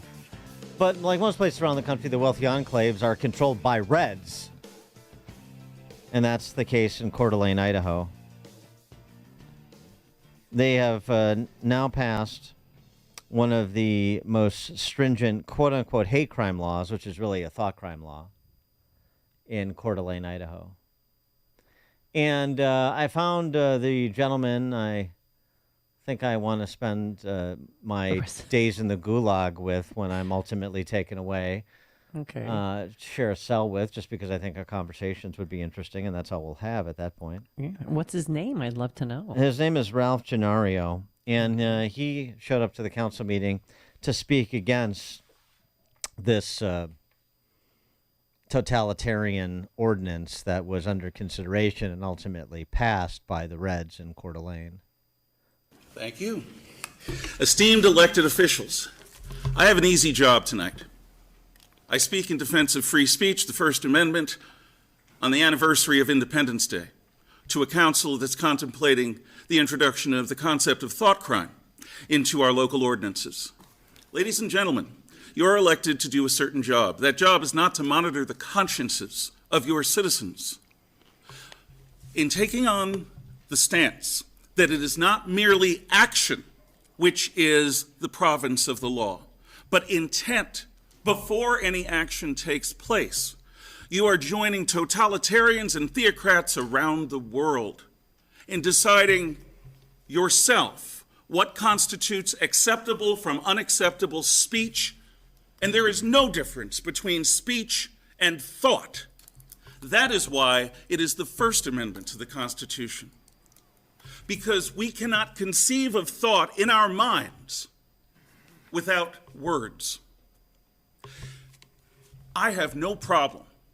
In fact, I think it's a basic function of the law to look at the motives of a person who acts in a criminal fashion. But to say that the motivation itself will now be criminal is to step away from laws from Hammurabi's time to now, from measuring objective behavior to trying to discern what lies in the hearts and minds of human beings, which is not something I think any of us have the capacity to do. I come from a family that was split because my dad's Cuban Puerto Rican, and I grew up around New York City at a time when that mattered. I know firsthand the ravages of racism. I know what it's like to have somebody say of my sister, "Who is this dark person in my living room?" which one of her friend's fathers said. I understand what it's like to walk into a public place and wonder if somebody has noticed me as something other than what they are. I'll stand with anyone that wants to punish bigoted action. But to constrain speech is to take on a role that you were not elected for. And with all due respect, this community can forgive and forget the good intentions of you as you go about your righteous business of deciding zoning issues and city policy. But this community will not long forget you crossing a line and deciding what is and is not acceptable speech and thought. That's been done in Europe, and people have been thrown in jail for being Holocaust deniers. And of course, he was cut off there at the end. But that is somebody who understands what living in a free society means. 312-642-5600, turnkey.pro answer line, 64636DA, turnkey.pro text line. It's nice that somebody in Coeur d'Alene wants to protect the principles of a free society jealously, and he very nicely articulated that.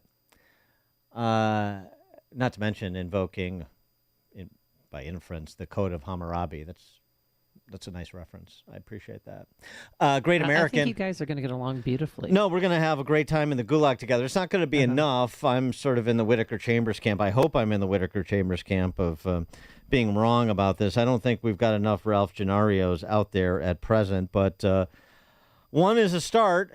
One in Coeur d'Alene is a start. What is so complicated about the stance that he took?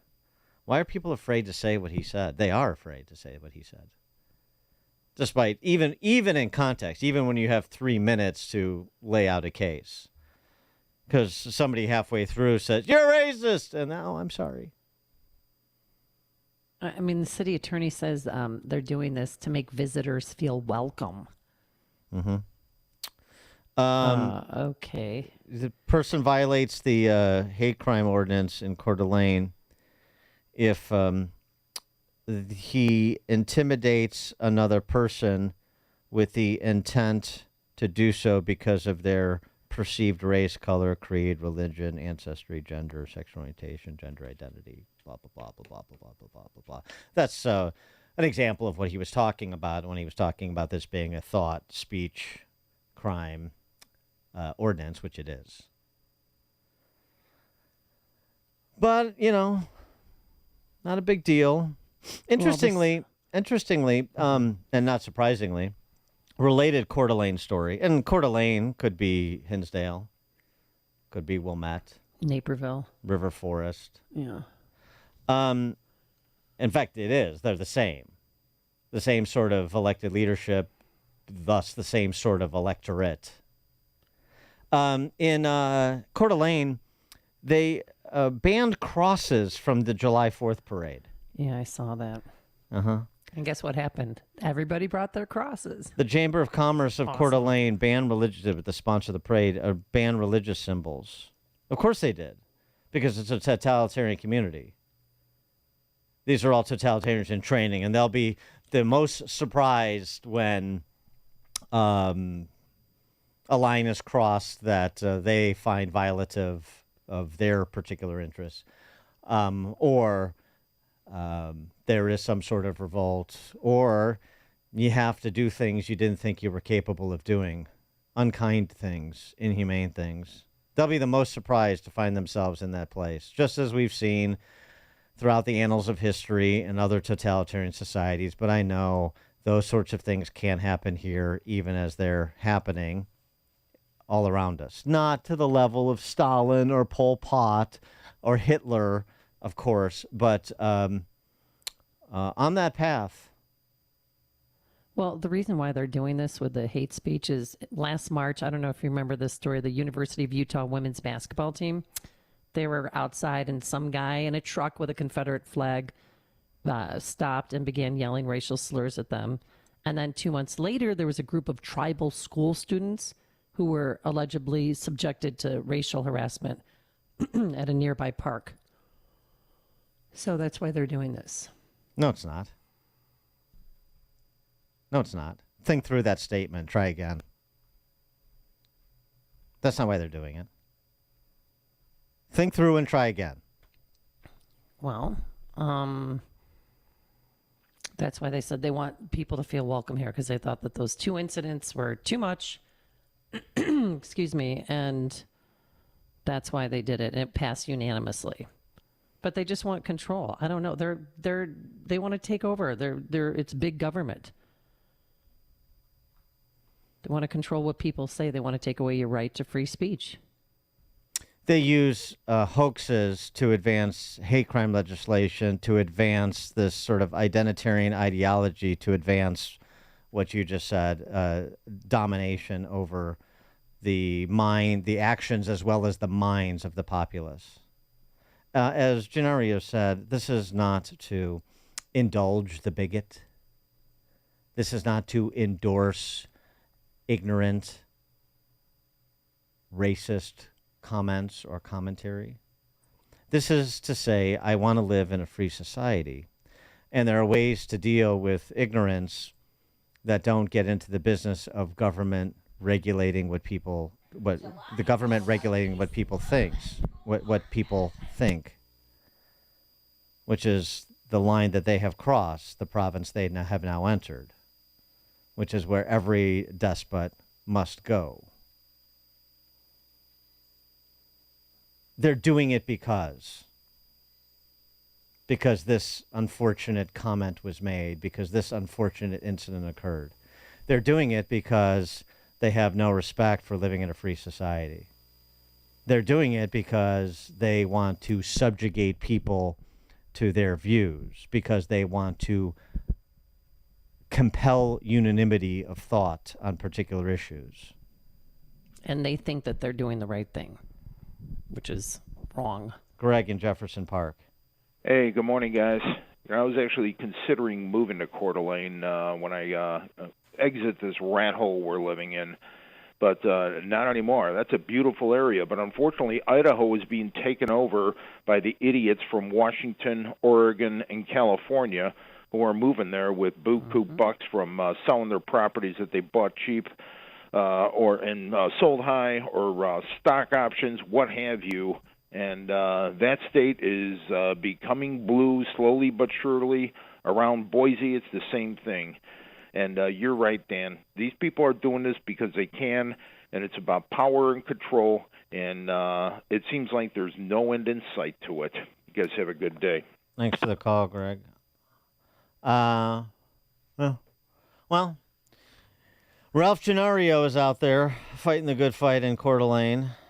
Maybe, Greg, think about Sun Valley. I got a friend who's got a place in Sun Valley. Says it's pretty good. That's a pretty good, wealthy enclave that where there's more right-minded people. So It's maybe beautiful. Maybe that can offset Coeur d'Alene a bit. Maybe that's where Ralph Gennaro will move. Hear about the big stories of the day, then talk about them right here on Chicago's Morning Answer on AM 560. The Answer. Balance of Nature's fruits and veggies supplements, changing the world one life at a time. When I came across Balance of Nature, I knew this is the product for me because it just smelled real. Balance of Nature has fruits and vegetables in the ingredients. With Balance of Nature, I feel great. Hi, my name is Tina, and I love playing music. I really love my music. I love it because it makes me feel happy, puts me in another world. It's awesome. I started taking Balance of Nature 2 years ago. I love Balance of Nature. It makes me feel great. Splash into your summer with Balance of Nature's summer savings. Go to balanceofnature.com and sign up as a new preferred customer to get 50% off your first set with free shipping and our money-back guarantee. Don't miss out. This offer is only available while supplies last. Go to balanceofnature.com or call 1-800-246-8751 and get this limited-time offer by using discount code CHICAGO. With over 3 decades of serving up streetwise insight and local perspective on Page 2, the voice of John Cass has a home at johncassnews.com. I'm John Cass, and for too long, so-called progressives have been ruining our world. They've been stepping on it. They've twisted everything from the schools to the media in the hopes of crushing our liberty. Traditional media, mainstream media, like the paper, and anything else you see on TV, well, they're in on it. And that's why you need to join me at johncassnews.com for your daily cup of Midwestern common sense. Don't be a chump alone. Join me on the new frontier of independent journalism at johncassnews.com, where freedom and liberty still mean something. They mean everything. Go to johncassnews.com to subscribe for daily access to podcasts and columns from John Cass and others. That's johncassnews.com. Click on subscribe. Augustino's Rock and Roll Deli, a family-owned restaurant, a Chicago family favorite for over 40 years. Why? Because they're known for sub sandwiches the size of your forearm. No joke.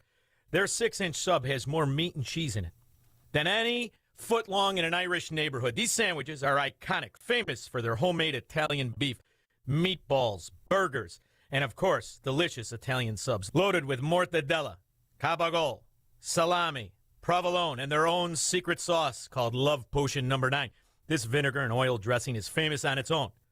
Both Augustino's locations boast walls covered in authentic rock and roll memorabilia and artifacts, all celebrating their love for good old-fashioned rock and roll. Augie's is a feast for your eyes and your stomach. Dine in or carry out. Bring the family or the team. Plus, Augie's caters corporate meetings, parties, and celebrations. Don't make it yourself. Make it happen with Augustino's. Go to Augustinos.com for locations and menus. That's Augustinos.com.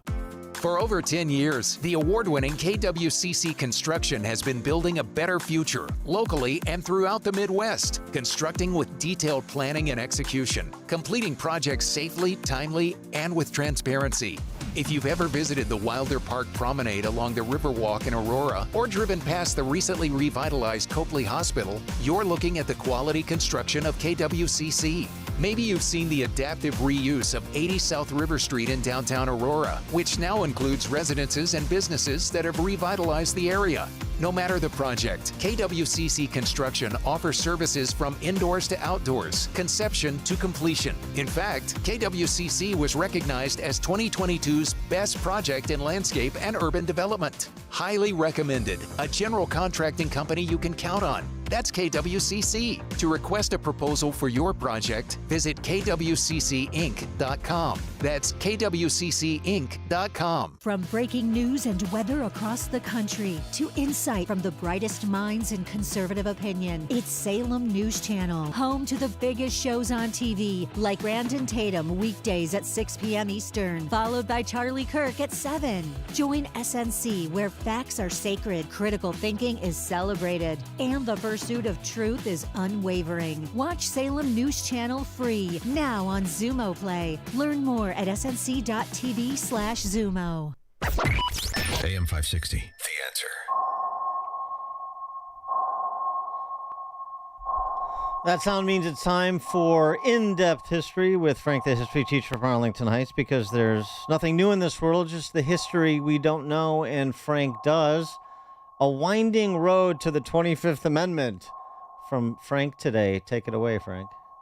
Good morning. It's summer 1952, Vigo County, Indiana. A few months after Coach Norman Dale led the Hickory Huskers to a state title, a 24-year-old man about to be married had an agrarian prank called a shivaree played on him. This involved blindfolding him, driving him out somewhere into the cornfields, and then stripping him naked and letting him find his way home. It was harrowing. He had to travel almost 2 miles and then crawl through a broken window, almost hurting his vitals in the process. Luckily for Evan, his father, Birch By, made it out of this quandary.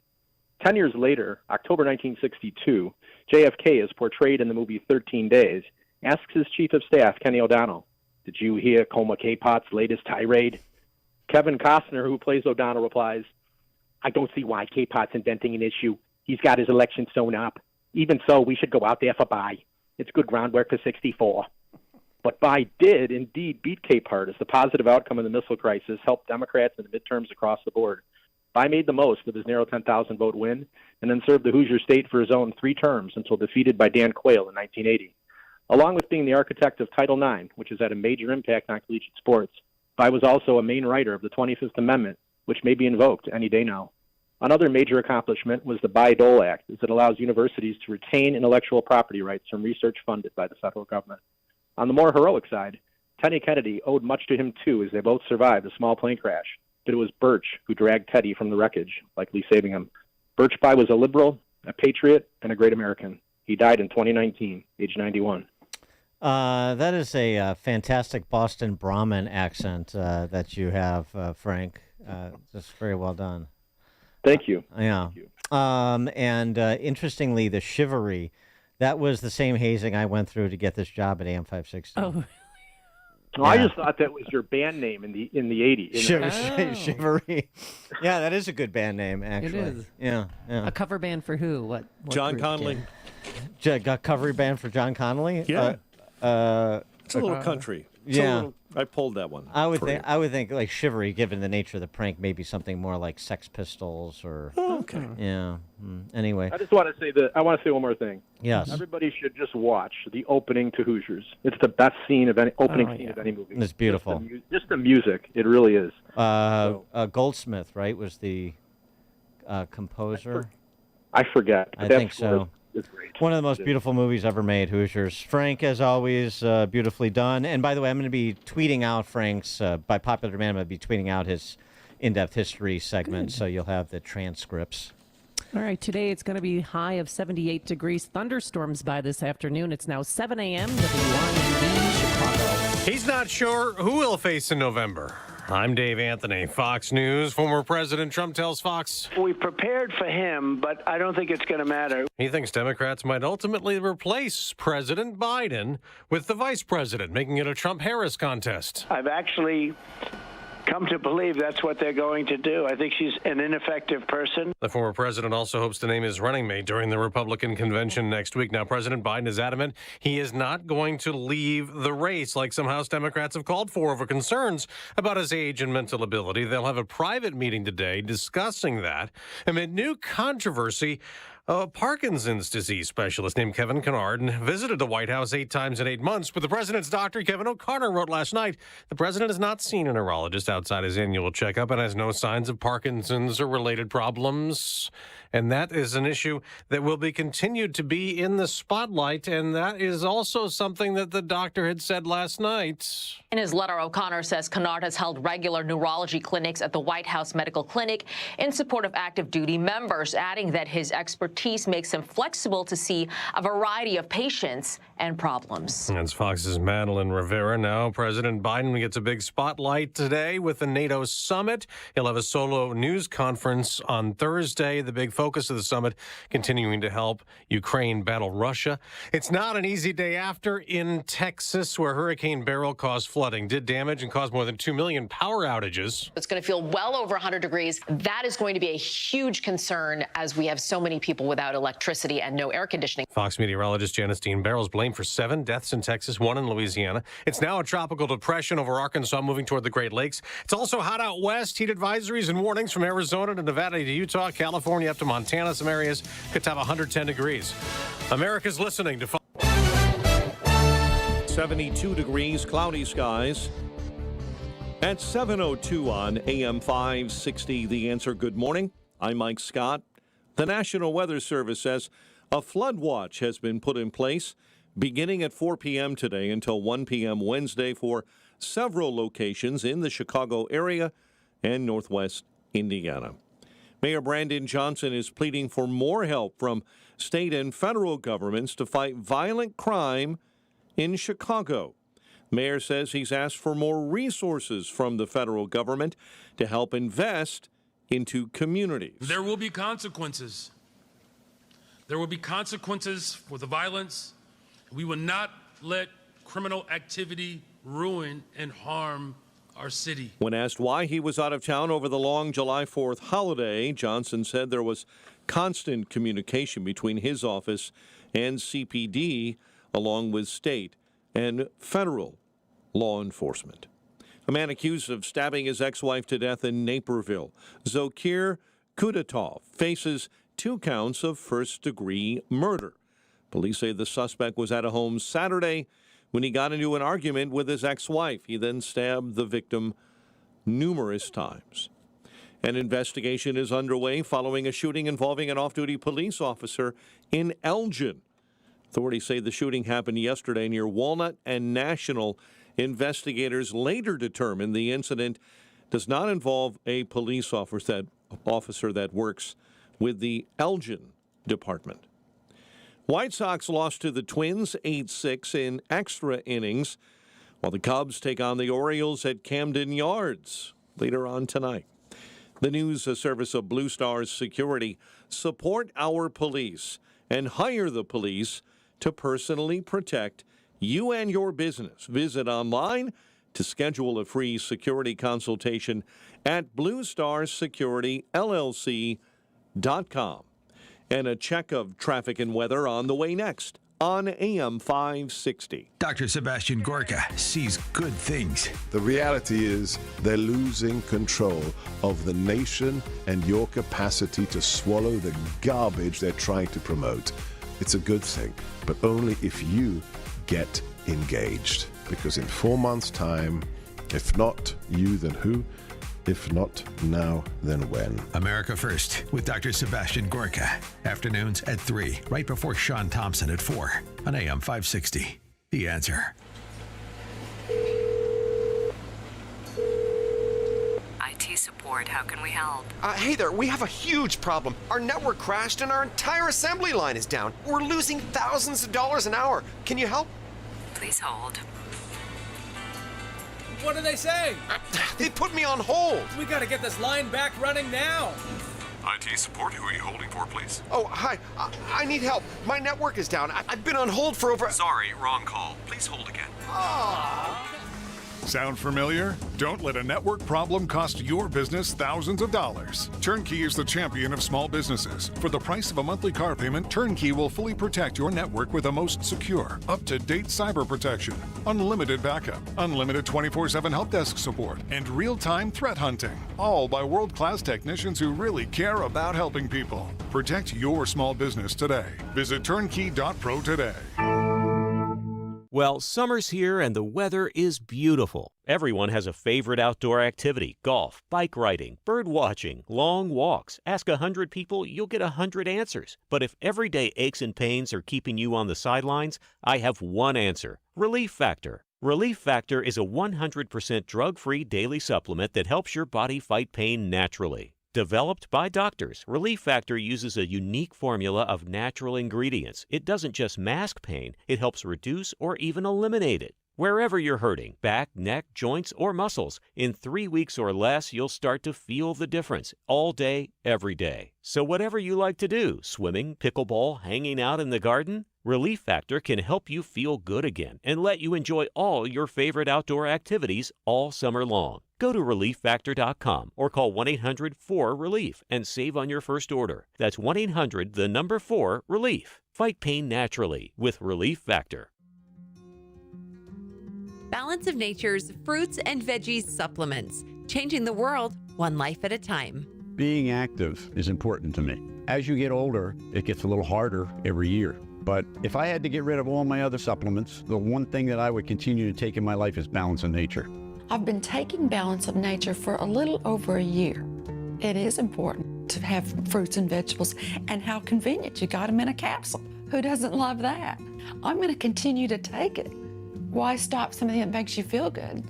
Splash into your summer with Balance of Nature's summer savings. Go to balanceofnature.com and sign up as a new preferred customer to get 50% off your first set with free shipping and our money-back guarantee. Don't miss out. This offer is only available while supplies last. Go to balanceofnature.com or call 1-800-246-8751 and get this limited time offer by using discount code CHICAGO.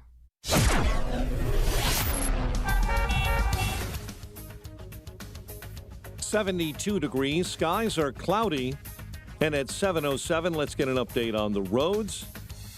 In our Team Hochberg Traffic Center, we're seeing an accident on the exit ramp. It's on the outbound Edens, the off-ramp to Toohey right now, and police are on the scene.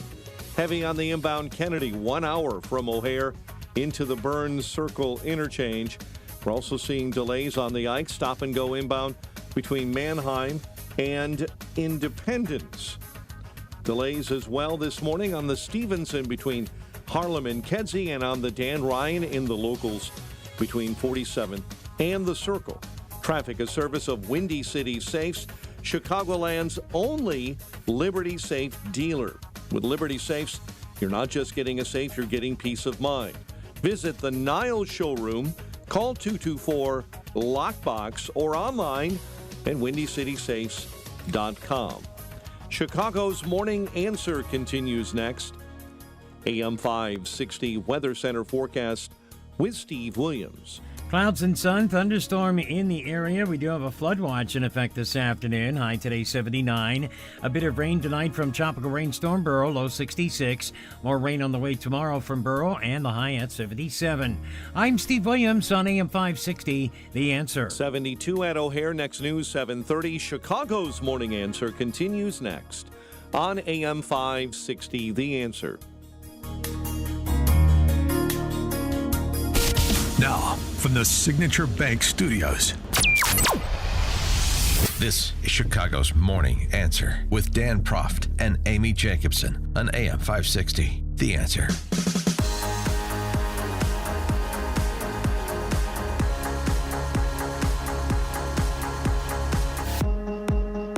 Top of the morning, Dan and Amy. The big guy, Mr. 10%, President Biden, called into Morning Joe yesterday. He had some words, and he wasn't taking any guff. Okay, pal? The American public is not going to move away from me as an average voter. And again, I'm here for two reasons, pal. One, to rebuild the economy for hardworking middle-class people, give everybody a shot. Just a straight shot. Everybody gets a fair chance, number one. Number two, remember all this talk about how I don't have the black support? Come on, give me a break. Come with me. Watch. I'm getting so frustrated by the elites. Now, I'm not talking about you guys, but about the elites in the party who they know so much more. But if any of these guys don't think I should run against me, go ahead, announce for president. Challenge me in the convention. Ooh. Yeah, that's Be a careful what you throwdown. wish for. That's a throwdown. That's the vibrant, vital, probing, exacting, top of his game Biden that Morning Joe knows. Will it be enough to stave off those elites that are out for Biden, allegedly? Fun stuff. Good positioning. As I said, I think he's winning at this moment in terms of the right to stay. But for more on this, we're pleased to be joined by David Drucker, senior writer for The Dispatch, author of In Trump's Shadow, The Battle for 2024 and the Future of the GOP. Dave Drucker, thanks for joining us. Appreciate it. Yeah, good to be here, guys. So, the performance since the debate has been a bit uneven, the typical sort of missteps we've come to know and love from old Scranton Joe, but he's got AOC, he's got No Justice, No Peace Maxine, he's got Fetterman, he's railing against the elites, he's got Morning Joe all buttoned up, and he's winning the battle to stay so far, isn't he? Yeah, I'd say we don't exactly know yet. Look, I think for members of Congress in particular, to toss out your presumptive nominee 6 weeks before the convention would be a difficult choice no matter what was happening.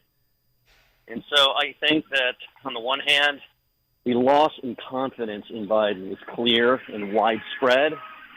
The uncertainty is there's no unanimity about whether, one, Biden dropping would be a benefit, and number two, that they have somebody that they know for a fact would be better politically. And I think, that's where a lot of the indecision is. And, and to some degree, the indecision is based on the fact that they're very pleased with his work product as president, and they generally like him. And so they haven't been looking for an excuse to eject him. Right. He's a company man. Why wouldn't the company like him? I mean, of course. But here's the problem they have. Some of these ankle biting backbenchers have is that as you were sort of saying, and the polling bears out. I mean, Trump's up in the swing states, the Emerson polls that came out yesterday, for example. But, I mean, many are within the margin of error just outside. I don't think you can present data that suggests that, for example, Kamala Harris is going to do any better or anybody else named Michelle Obama, not named Michelle Obama. Well, look, let's leave the former First Lady out of it. She's not going to run. She was never going to run. I know. We say that all the time. That's my point. Right. But I think, and I don't think it matters how other Democrats look in polling right now, because name ID is not the same. They haven't really been considered. They haven't been campaigning. I think what we can say about the president is that it was a toss-up before the debate, but But toss-ups have their gradations of toss-up, and he was on the poor end of that grade. Right. So he was losing before the debate. He's losing by more since the debate. And what he hasn't demonstrated yet is that he's recovered or can recover. Now, maybe he will recover. Maybe he can recover.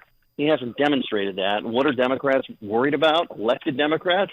That he can't recover. Why are they worried about that? Because of the debate, affirmed for many voters what their concern was about Biden. And with all the vulnerabilities you could state, we could talk about, the main one is age and infirmity. And he hasn't yet demonstrated that was a blip. He may never be able to demonstrate that. That's his biggest problem. But isn't the biggest problem on that score? I mean, they could put him back in the basement. Or they could have sort of controlled events, telepromptered, do easy call-ins like Morning Joe. The problem is one date on the calendar right now, September 10th. And what he does or doesn't do about making that debate, and if he decides to run the gauntlet again, assuming he's still around, how that goes. But I'd say actually you can't relax his schedule. That just adds to the lack of confidence and to this feeling that he's not up to the job. What he should be doing right now, which is what he has not been doing, is flooding the zone, whether it's campaign events, interviews, press conferences. He should make everybody so sick of how vibrant he is that there are new visuals and it's no longer a question. In fact, and what I would point out is that his campaign schedule has actually been rather robust pre-debate. He was out on the road almost every single week, multiple events, multiple states. The problem for him has been what voters saw when he was out there and then as magnified by the debate. Mm-hmm.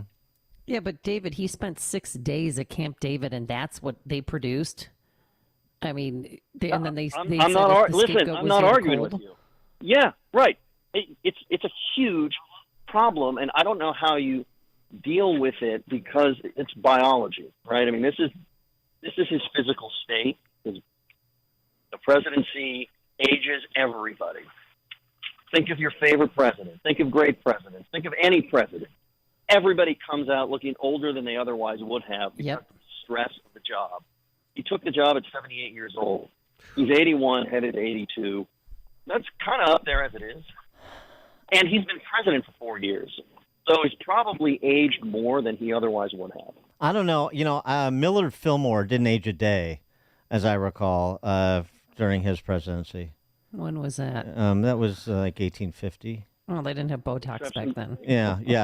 Proves the rule. Yeah. No injectables. Don't forget about the Millard Fillmore exception to that, David. Yeah, please.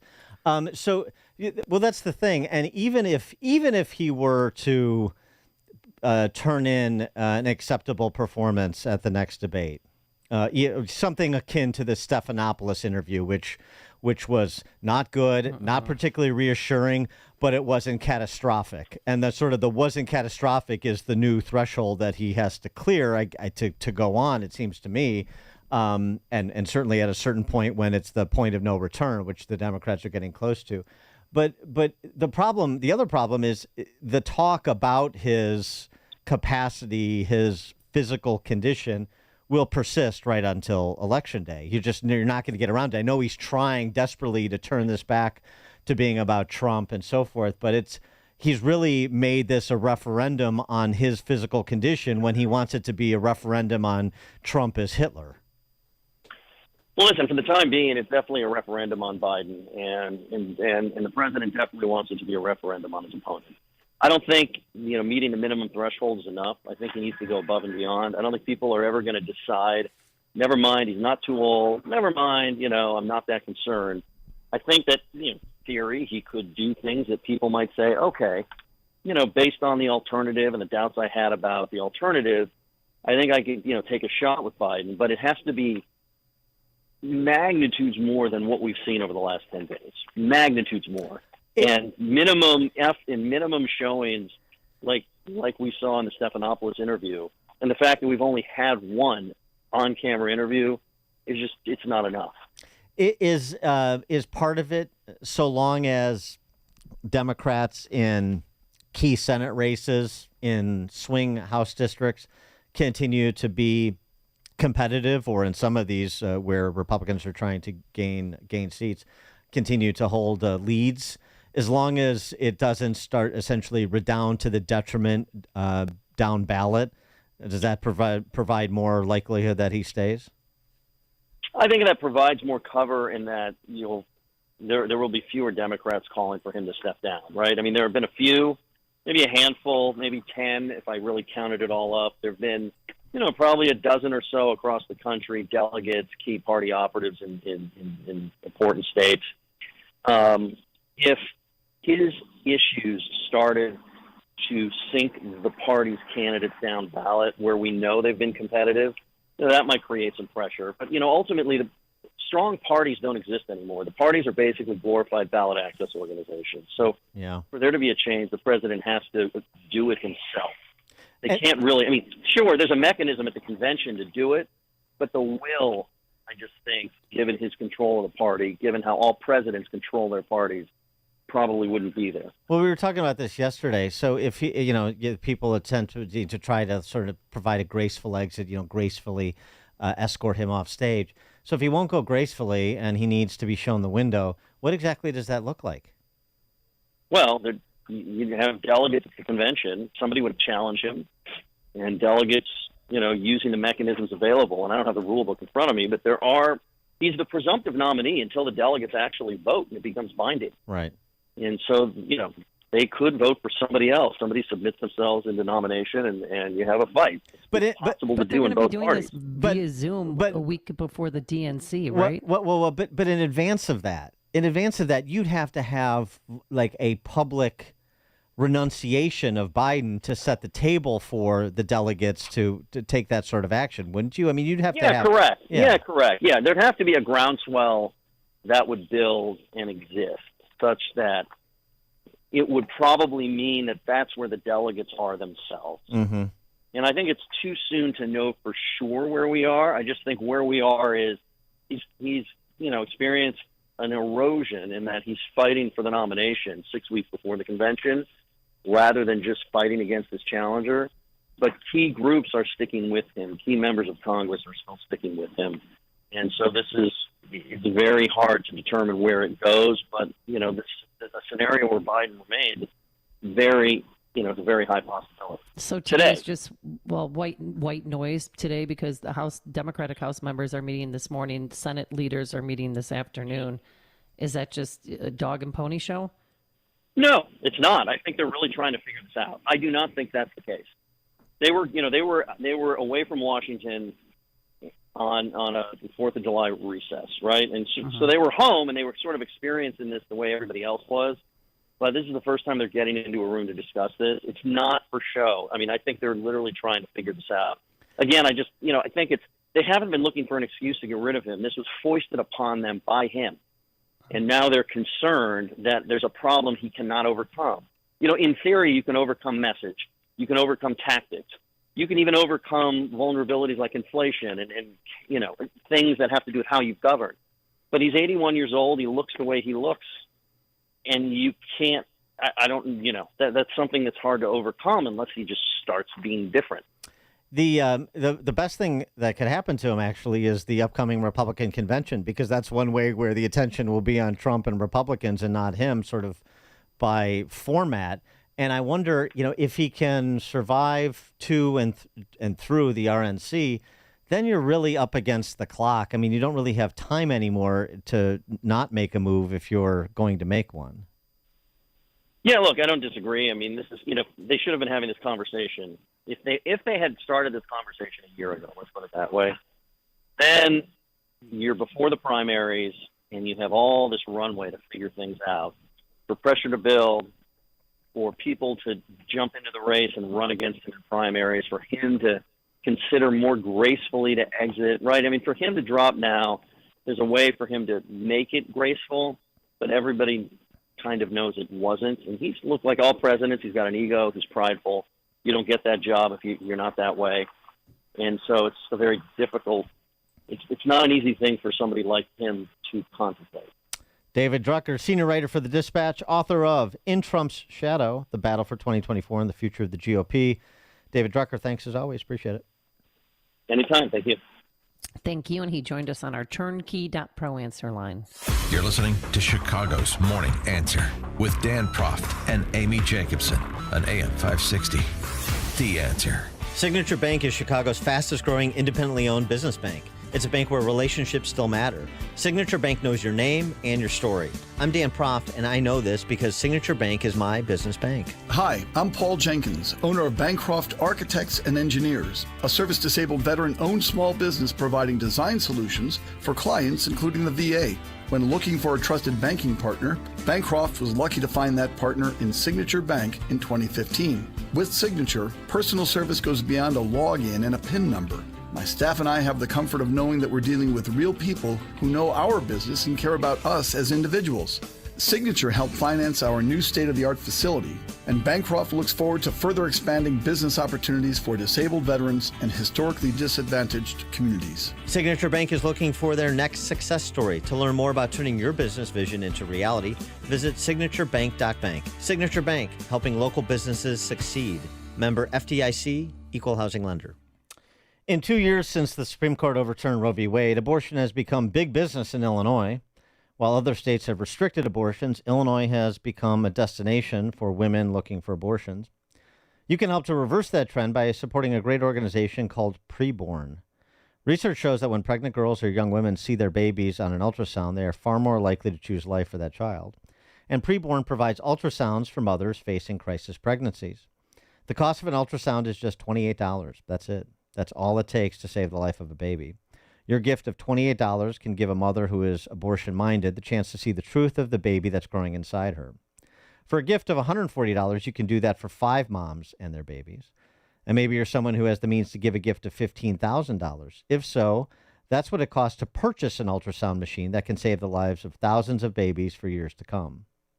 Regardless of what you're able to give, don't wait. Your gift to Preborn can make an immediate impact. To give that gift, just go to 560theanswer.com/preborn. That's all one word, 560theanswer, 560theanswer.com/preborn, or call 833-850-BABY. That's 833-850-2229. Augustino's Rock and Roll Deli, a family-owned restaurant, a Chicago family favorite for over 40 years. Why?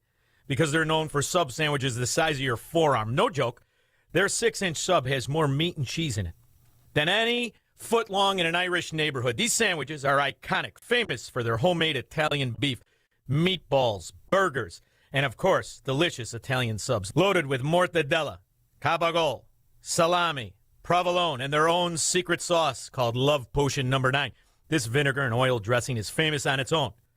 Both Augustino's locations boast walls covered in authentic rock and roll memorabilia and artifacts, all celebrating their love for good old-fashioned rock and roll. Augie's is a feast for your eyes and your stomach. Dine in or carry out. Bring the family or the team. Plus, Augie's caters corporate meetings, parties, and celebrations. Don't make it yourself. Make it happen with Augustino's. Go to augustinos.com for locations and menus. That's augustinos.com. All right. I met somebody yesterday, a lovely lady who had a hip replacement and her other hip needs to be replaced, but she's not getting her hip replaced. Oh, no. She is going to QC Kinetics. She has bone-on-bone pain due to an injury, and she's doing it, and so far she loves it. Now, QC Kinetics is the nation's leader in advanced regenerative medicine. We're talking cutting-edge treatments that accelerate your own body's healing properties, revitalizing your joints so you can move again, and they have helped thousands of patients. So if you're living with chronic pain from arthritis or an injury, guess what? Steroid surgery, pain pills are no longer your only option. Learn how QC Kinetics can treat the pain, enhance your joints, restore more mobility, and give you your life back long term with no downtime. You don't have to take vacation time. You just call QC Kinetics today to get a free consultation. They'll walk you through the process. They'll show you how it works. They have Saturday appointments, and they have new locations in Crystal Lake and Gurnee. Here's the number to call. 312-809-5955. That's 312-809-5955. 312-809-5955. 5955. Call them today and get your life back. AM 560, The Answer. Top of the morning, Dan and Amy. We're talking to David Drucker about Biden's constituency groups that are behind him, including the government unions. It's a big one. They got a lot of sway and a lot of personnel. Those Bolshevik organizations like the National Association, like the National Education Association. This is Becky Pringle. Becky Pringle she's the head of the NEA, like that shrew-looking lady, Randy Weingarten is the head of the NFT. It's National Federation of Teachers, NFT, NEA, Becky Pringle. Becky Pringle giving the keynote at their 2024 Communist Conclave. NEA delegates, we can do this work. We must do this work. We get to do this work. We will do this work because our students are depending on us to win all the things. NEA, we have to win all the things. All the things. All the things. Our colleagues are depending on us to win all the things. Keep going, NEA. To preserve our democracy, we must win all the things. Delegates, we won't go back. We will keep going forward because we are the NEA. We are the NEA. We are the NEA. And that's what we do. Is this another reason why Dan Proft is single? The NEA does the work to win the things. That is not a government union or a government union meeting. That was a Pentecostal tent revival. Right, like touch the TV and you shall be healed. But that's what you're dealing with. What you're dealing with the government unions. Becky Pringle, leading America's K through 12 government schools on behalf of the teachers, for the benefit of the students. Yeah. That's what you're supposed to believe. Yeah, it's for the children, Dan, if it helps one child, okay? Coming up at 7:37, we'll talk all things Illinois policy related with Ted Dabrowski, our weekly confab. He of wirepoints.org. That's 7:37. But first, we have to stop by that newsroom and check in once again with Mike Scott. 7:31, 73 degrees, and some rain on the way as Beryl is now weakened into a tropical depression heading up Illinois. The outer bands already sweeping into the south part of our state, leaving behind maximum sustained winds of 35 miles an hour and major damage in Texas. Do not take your safety for granted. We still have power lines down. There are over 50 roads that are covered with water. Some of them are impassable. Texas Lieutenant Governor and Acting Governor Dan Patrick. President Biden's personal physician releasing a letter detailing his examinations of the president after more concerns are raised over his mental acuity. White House says the president has seen a neurologist, they say, 3 times as part of his annual physical. Former President Donald Trump getting back on the campaign trail, rallying voters at a golf resort in Miami today. Trump joining Fox's Hannity last night. We're heading into World War III, in my opinion, with this man semi-running things, because he's not running things. Meantime, Joe Biden is hosting a high-stakes NATO summit in Washington this week. The National Weather Service says for us there is a flood watch in place beginning at 4 p.m. today until 1 p.m. Wednesday. Mayor Brandon Johnson pleading for more help from state and federal governments to help fight a violent crime wave in Chicago. We will be working closely with our state's attorney, Chicago Police Department, and every area of government to partner to ensure that we bring swift justice and that we provide at least a piece of closure for the families. An investigation is underway following a shooting involving an off-duty police officer in Elgin.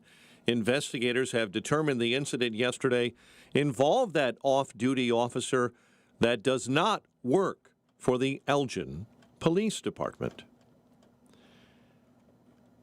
There's still no word on the condition of a pedestrian who was struck by a Metro train in New Lenox.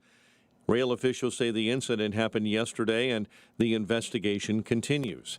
And police say scammers are impersonating Illinois Tollway Authority employees and asking for money. The phishing texts claim iPass customers owe money for unpaid tolls.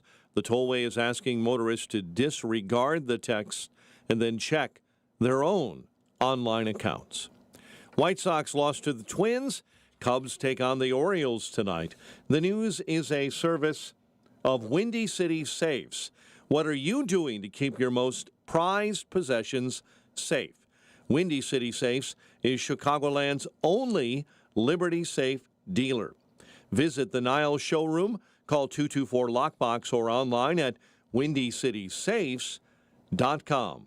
A check of traffic and weather on the way next on AM 560. The Sean Thompson Show. Who are these idiots in a room chanting 4 more years? Well, these are some of the cohorts of corruption. And the saddest part is they don't have to be the ones who are actually the profiteer, the welfare recipients who exist only because this party is willing to openly buy votes. And I thought it was fascinating last night. Truly, absolutely fascinating. But what to me was astonishing is the excuse. Did he have a cold? Is it herpes? What exactly does he have? The Sean Thompson Show. Weekday afternoons at 4 on AM 560. The Answer.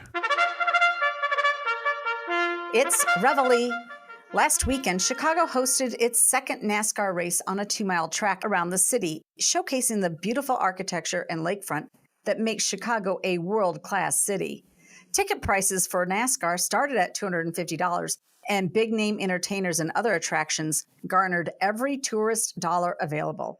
While fans spent big for an outing in the city just miles away, it was a different story for many residents of Chicago.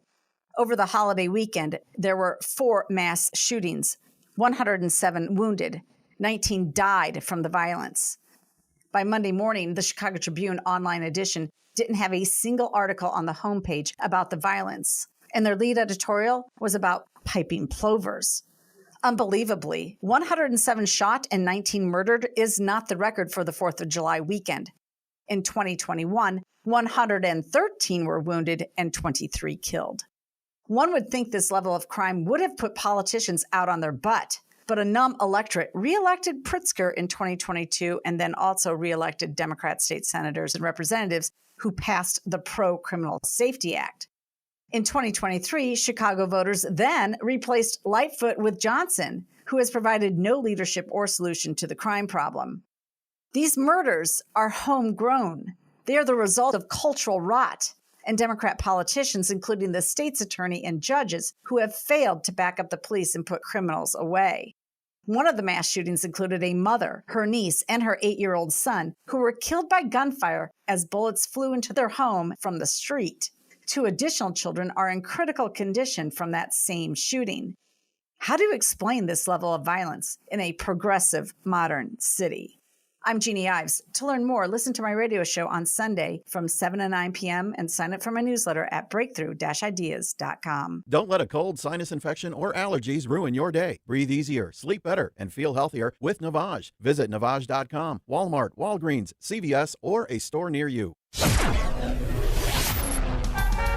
7:37, let's check the roads. Team Hochberg Traffic Center time, a service of Papa Nicholas Coffee, combining heritage and innovation in every cup. Choose Papa Nicholas Coffee because great coffee is their family tradition. Online at papanicholas.com. The Kennedy at an hour 20 this morning from O'Hare into the Burns Circle interchange. Kennedy outbound, 45 back out to the big airport. Inbound Ike. Inbound from Manheim to the old post office in 50 minutes. Dan Ryan coming in 30 minutes. 95th into the Burns Circle interchange. Delays on the Tri-State stop and go northbound right at 75th. Chicago's Morning Answer with Dan and Amy continues next. Your official Chicagoland weather forecast. Clouds and sun with a thunderstorm by the afternoon. Humid again, high 79.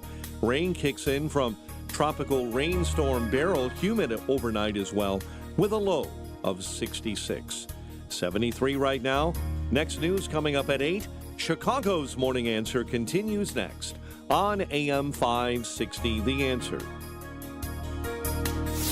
This hourly segment is brought to you by Scott Tucker Solutions and his show Retirement Decoded. Sunday mornings at 8. Learn more at scotttuckersolutions.com. Now, from the Signature Bank Studios. Insert Democrat socialist here. Runs the Democratic House floor for 30 plus years running. He's promising this and he's stealing that. Where can you get that kind of money? He's using your house like his own piggy bank. You ought to know by now. You can pay off your house here in Illinois, but you can never keep up with the taxes. Oh, how it's always been the plan to have a taxpayer pay, no doubt. Not a matter of if anymore, but when you're moving out. Da da da! Dan and Amy, that's theme music means it's time for our weekly confab with Ted Dabrowski, president of wirepoints.org, all things Illinois policy related. BLM Brandon took to the podium to discuss this 4th of July weekend's violence, 109 shot, 19 dead. As Jeannie Ives pointed out, though, in her editorial you just heard before we came back, 123 and 21 a couple years ago. This is just what Chicago is. The names change, the policies don't, so the outcomes don't. But BLM Brandon has come up with a novel scapegoat. It's not even MAGA world. It predates MAGA by almost 6 decades. Take a listen. So we cut off the pipeline of boys between the ages of 10 and 19 being either victims or the perpetrators. So, yeah, it is personal.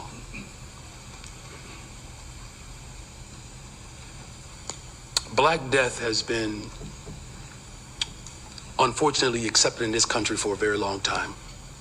We had a chance 60 years ago to get at the root causes, and people mocked President Johnson. And we ended up with Richard Nixon. I'm going to work hard every day to transform this city. That's what it takes to build a better, stronger, safer Chicago. I need everybody to step up. The headline there, I know everybody's going to focus on his blaming Nixon and sort of glossing over the fact that whatever ridicule LBJ endured, the Great Society took place, was passed. We spent $35 trillion in transfer payments over the last 60 years, but I digress. The headline from that statement, in my view, should be this. Mayor tells law-abiding black residents, there's nothing I can do to protect you. Because that's what he's saying. When you make those sorts of excuses and you invent those sorts of boogeymen, you're saying, I give up. And that's what people should take away from it. That's what should be pressed, the messaging against BLM Brandon's sophistry, if I were in charge of anything other than being a co-host on this program. But I'm not. Well, also Richard Nixon Foundation, they've responded. Mayor, he's dead, but someone's still defending him. Mayor Johnson's reference to President Nixon is gratuitous, and the facts are not on his side. And his characterization of Richard Nixon and the Nixon administration's civil rights records. Whatever. I mean, it's undignified to even engage in a conversation with a silly kid like Brandon Johnson. The key is to make sure people understand what the takeaway should be. And the takeaway is he is telling you, this is what should be said to black residents. He is telling you on the south and west sides, there is nothing he is going to do to protect you. He doesn't have plans, he has excuses. So he'll give you a little bit more government cheese, and hopefully you'll get to spend it before you're violated. That's what you should understand about living in Chicago. For more on this, Ted Dabrowski, thanks for joining us. Appreciate it. Good morning, Dan. Good morning, Amy. Your reaction to, from a policy wonk perspective, to the response to the weekend's violence? Well, I think you're right, Dan.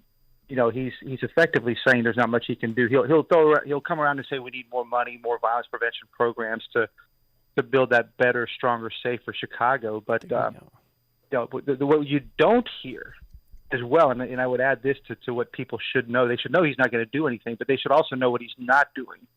As much as he can say he's going to do things, he's not talking about a higher arrest rate, right? We've talked about this ad nauseum. Arrest rates for all these crimes, 5%.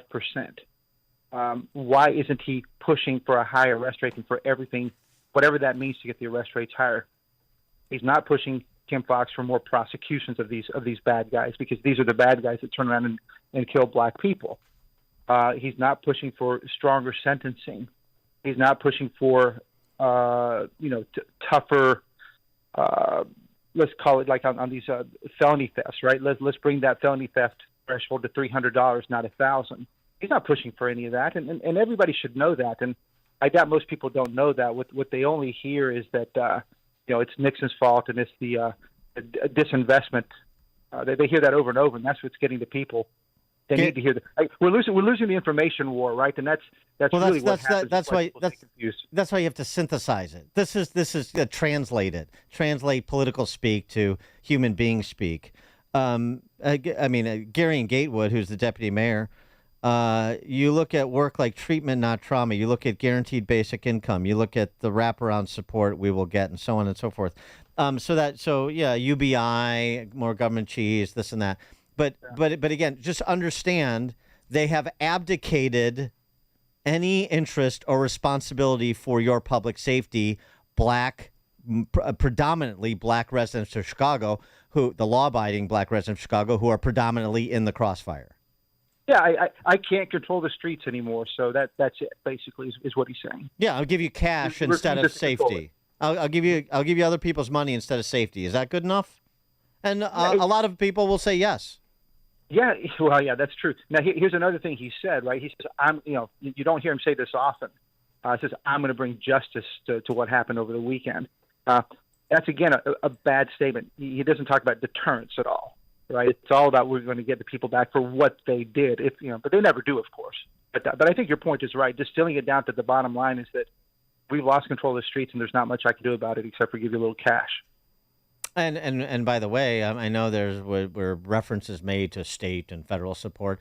So somebody, if there again was any opposition to the political ruling class here, somebody might force a Jelly Belly to wade into this in a way that he doesn't want to. He tries to steer as clear of all things Chicago, not named the Democrat National Convention, as possible. Yeah, he doesn't want to touch this stuff. He's smart about that. He lets Johnson own this whole thing.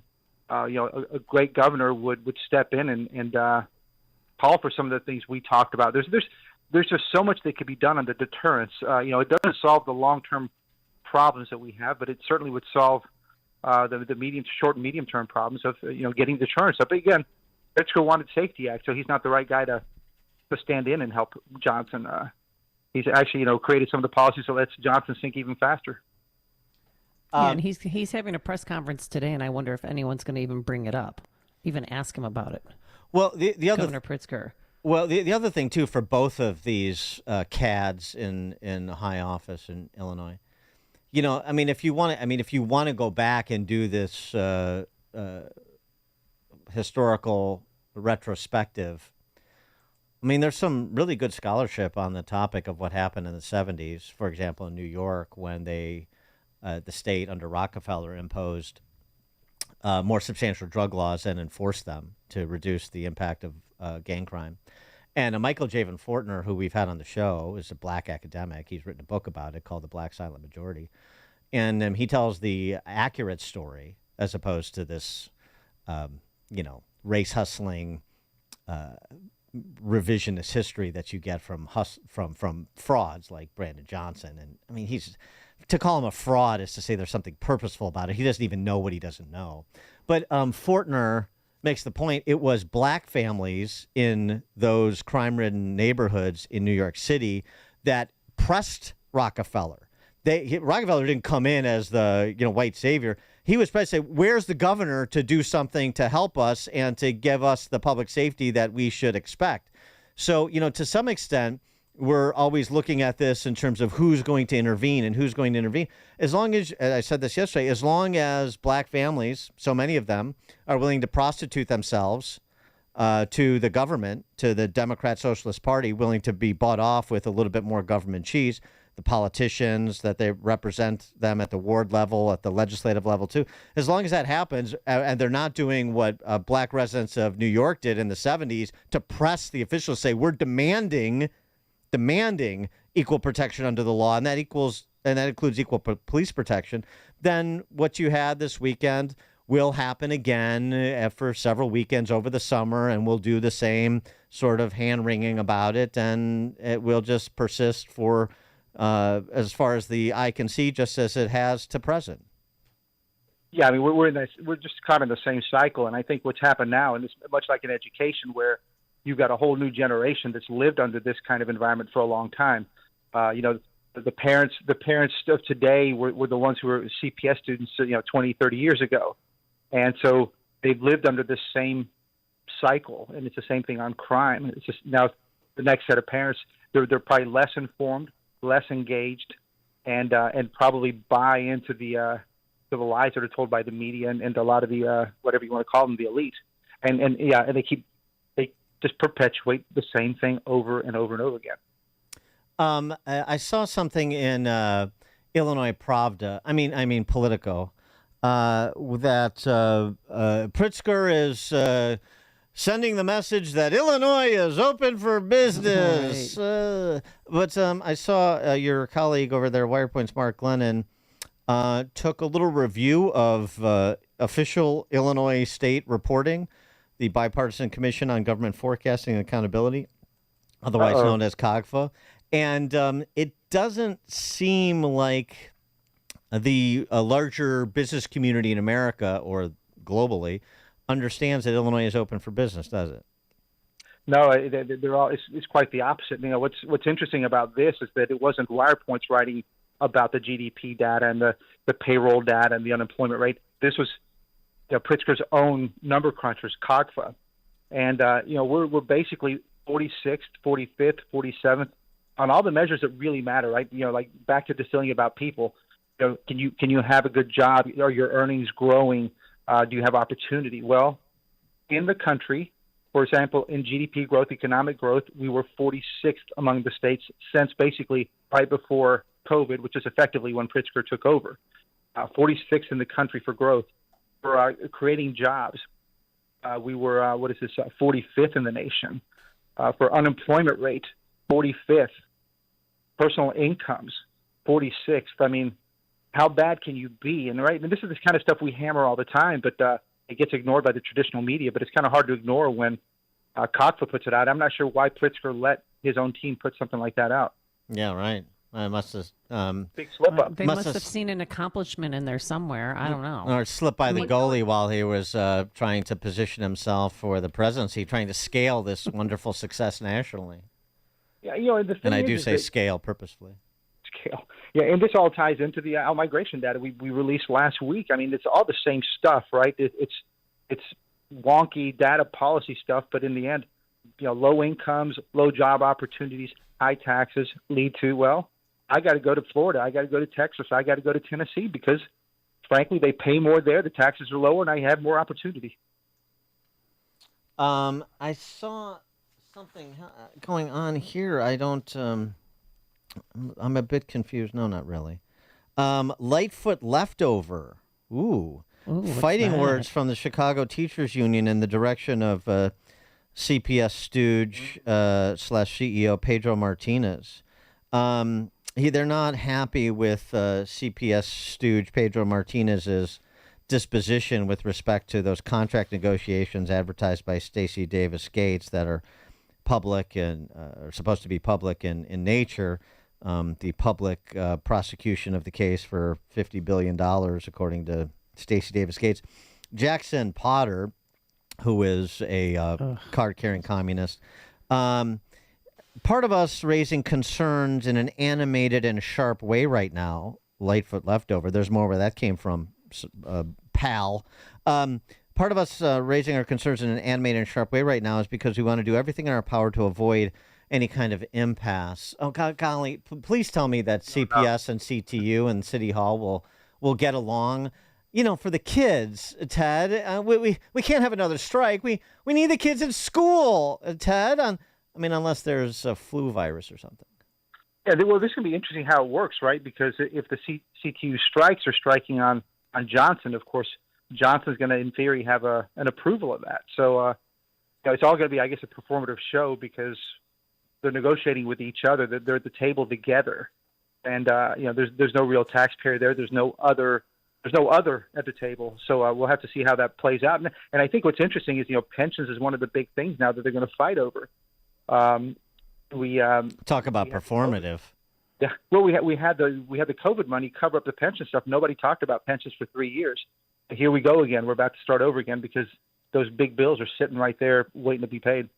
Yeah, let's just not talk about it. Yeah. How much do they want? $50 billion and 3 cents. Yeah. So what? Let's not talk about pensions for another 3 years and just see if it solves itself. What do you say? It'll go away. All right, very good. We got another public policy solution. Ted Dabrowski, President, WirePoints, wirepoints.org, all things Illinois policy related. Thanks, Ted. Thank you, guys. Thank you, and he joined us on our turnkey.pro answer line. It's news, opinion, insight. This is Chicago's Morning Answer on AM 560. The Answer.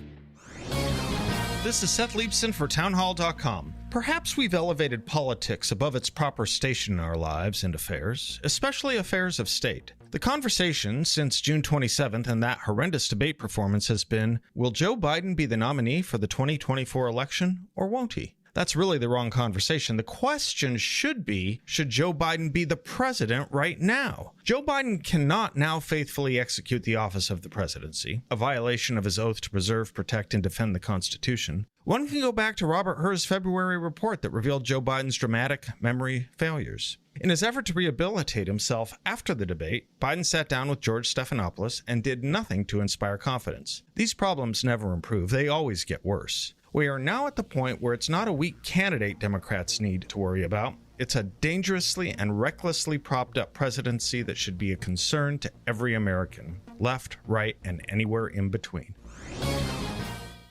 All right, don't forget your Balance of Nature supplements. Remember, hot dogs, burgers, and brats don't provide the fruits and vegetables your body desperately needs every day to stay healthy, happy, and energized. That's why I've been taking Balance of Nature for nearly a decade. It's so easy. You just open those individual capsules, dust them over a salad, or mix them into a juice drink or warm water, and voila. Thousands of AM 560 listeners love their Balance of Nature, and you will too. Get it. 6 capsules a day provides your body, your heart, and your mind with over 10 servings of 31 different fruits and vegetables. You'll love it. Your body, mind, and heart will thank you for it. So if you haven't tried it, listen up. Now is the time. If you order your fruits and veggie supplements today by calling this number, you're going to get half off. That's right, 50% off your first set of fruits and veggies. The number to call, 800-246-8751. 800-246-8751. Call now or order online at balanceofnature.com and use coupon code Chicago to save 50%. Hurry up. This is a limited offer while supplies last. For over 10 years, the award-winning KWCC Construction has been building a better future locally and throughout the Midwest, constructing with detailed planning and execution, completing projects safely, timely, and with transparency. If you've ever visited the Wilder Park Promenade along the Riverwalk in Aurora or driven past the recently revitalized Copley Hospital, you're looking at the quality construction of KWCC. Maybe you've seen the adaptive reuse of 80 South River Street in downtown Aurora, which now includes residences and businesses that have revitalized the area. No matter the project, KWCC Construction offers services from indoors to outdoors, conception to completion. In fact, KWCC was recognized as 2022's Best Project in Landscape and Urban Development. Highly recommended. A general contracting company you can count on. That's KWCC. To request a proposal for your project, visit kwccinc.com. That's kwccinc.com. Join me, Dennis Prager, on an unforgettable Bible cruise to the Caribbean, November 29th to December 8th. 2024. Imagine 9 days of basking in the sun surrounded by the stunning beauty of a tropical paradise. Amid profound conversations, I'll share about the Bible and my insights into current events in a way that I believe you will really enjoy. Secure your spot on this once-in-a-lifetime adventure by calling 855-565-5519 or booking online at PragerBibleCruise.com. Raj Shah, host of Unleash Your Wealth. You know, there are a lot of clients and people coming in from the radio into our office saying, I don't want to lose any money. I need to protect the money I have saved over the last 20 or 30 years, where you have strategies where you can structure an income stream where it has an inflation protection so that as inflation, if it continues to go up, your income will go up. Unleash Your Wealth, Saturday at 7 a.m. and 2 p.m. on AM 560, The Answer. AM 560, The Answer. All right, coming up on Chicago's Morning Answer. We've got another important date on the calendar. Don't forget about it. 9/18. That's when Trump is sentenced in Manhattan. We'll talk about Trump's legal travails, the Supreme Court's term that recently concluded, and the left's posture towards that court with Fred Smith, law professor at Emory University. That's at 8:08. But first, let's stop by the newsroom. Here is Mike Scott. A shooting involving an off-duty police officer in Elgin. Lawyers in the Mike Madigan trial are still pushing for an October date, and the White Sox fall to the Twins. WIND Chicago News Time, 8 o'clock. House Democrats will huddle up this hour in private. I'm Dave Anthony, Fox News. Amid all the worry about President Biden's mental fitness. He is not leaving this race. He is in this race, and I support him. Joe Biden is our president, and we're going to support him. That's Congresswoman Alexandria Ocasio-Cortez and Congressman Andre Carson, but Politico reports a growing number are worried. They say dozens more lawmakers, even some who say they are with Biden, are harboring serious doubts now about their nominee in private, according to interviews with more than 30 folks on Capitol Hill. There is widespread anxiety over which route would be worse, sticking with Biden or instead trying to toss him out. That's Fox's Jillian Turner at the White House. The president's doctor is dismissing 8 White House visits in 8 months by a Parkinson's specialist, saying that the president has no signs of Parkinson's or related ailments. Former President Trump tells Fox he believes Vice President Harris will ultimately be his opponent. We're heading into World War III, in my opinion, with this man semi-running things, because he's not running things. Now, President Biden will gather with U.S. allies today for a NATO summit in Washington. Fox's Jessica Rosenthal reports. White House National Security Council spokesman John Kirby was asked if the president needs to do anything to calm the concerns of European leaders during this NATO summit following his debate performance. I think the question presupposes the notion that they need to be reassured of American leadership and President Biden's commitment, and I don't believe that's the case. We're not picking up any signs of that from our allies at all. Quite the contrary. Now, Ukraine's President Volodymyr Zelensky is also in Washington. He'll speak at the Reagan Institute today. A big focus of the summit is helping Ukraine battle Russia as search and rescue continues after Russian missile attacks hit 5 cities this week, killing at least 42 people, some at a children's hospital bombed in Kyiv. Closing arguments will continue this morning at Democratic Senator Bob Menendez's bribery trial, while jury selection starts today at Alec Baldwin's trial. The actor charged with involuntary manslaughter for shooting death while filming the movie Rust in New Mexico. America's listening to Fox News. 73 degrees. Skies are cloudy, and there's some rain on the way at 8:02 on AM 560. The Answer. Good morning. I'm Mike Scott. National Weather Service says there is a flood watch to go into effect around 4 this afternoon, lasting until 1 p.m. on Wednesday. All remnants of what once was Hurricane Beryl heading for the Chicago area and northwest Indiana. Mayor Brandon Johnson pleading for more help from state and federal government officials to try and help fight a violent crime wave in the city of Chicago. Chicago Police Superintendent Larry Snelling telling reporters they are using all of their resources to try and find suspects responsible.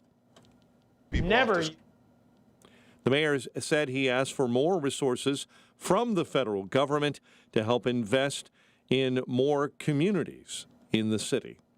Meantime, after the city's Pride Parade on the north side the previous weekend, police arrested 53. And Superintendent Snelling says parade goers were not responsible for the violence. Those were people who went into that neighborhood and decided that they were going to commit acts of violence, vandalism, things of that nature, and our officers were ready to deal with that. Chicago police report several of those arrested were juveniles. White Sox lost in extras to the Twins 8-6, while the Cubs take on the Orioles at Camden Yards tonight. News, a service of In Grace with Pastor Jim Scudder Jr. Tune in and find hope as Jim Scudder explores God's Word and His world. Sunday mornings, right here on AM 560, The Answer. 8:03, time for the AM 560 Business Beat, a service of Signature Bank. Visit signaturebank.bank for all your commercial banking needs. And now the latest from the Fox Business Network. I'm Elizabeth McDonald, and this is the Fox Business Report. Small businesses are feeling more confident than they have all year, though lingering concerns over inflation remain. The National Federation of Independent Business says its optimism index rose to 91.5 last month, up from 90.5 in May. Tesla shares are slightly lower this morning after closing higher for a 9th consecutive session. It's the longest winning streak for Tesla in more than a year. Its rally has followed better than expected deliveries for the recent quarter. Intel shares are gaining again this morning. The stock has been rising since analysts predicted Intel will have a strong second half of the year. And Fed Chair Jerome Powell testifies today to the Senate Committee on Banking. That's your Fox Business Report. I'm Ginny Cosola, invested in you. A check of traffic and weather coming up next on AM 560. Mike Gallagher is preparing for what's next. They know it's over for Joe Biden. It is completely and unequivocally finished. So now the question becomes, who's it going to be? And now we have to consider the fact that whoever they put in there to replace Biden could perform better against Trump. The Mike Gallagher Show, weekdays at 9, right before Dennis Prager at 11 on AM 560. The Answer. Finding the right dentist for you and your family, one that you can build trust and confidence in and develop a long-term relationship with, can be difficult. If consistency in your dental care done in a compassionate and caring environment is important to you, then here's someone you should meet. Hi, I'm Dr. Phil Fidgel of Broadway Family Dental Group. We've been blessed to care for generations of families and make building strong relationships with our patients a priority. Kids I treated early on in my practice now bring their own kids in. My partner, Dr. Michelle Nebelsberger, Dr. K as she's known in the office, started as a patient when she was 3. It's our goal to create a dental home where we can improve and then maintain your oral health, contributing to your overall health. This is my personal invitation to join us, kids, adults, and seniors. We have all the services and technologies, but most importantly, we have good people who want to take good care of you. Broadway Family Dental Group, 847-824-5252. 847-824-5252.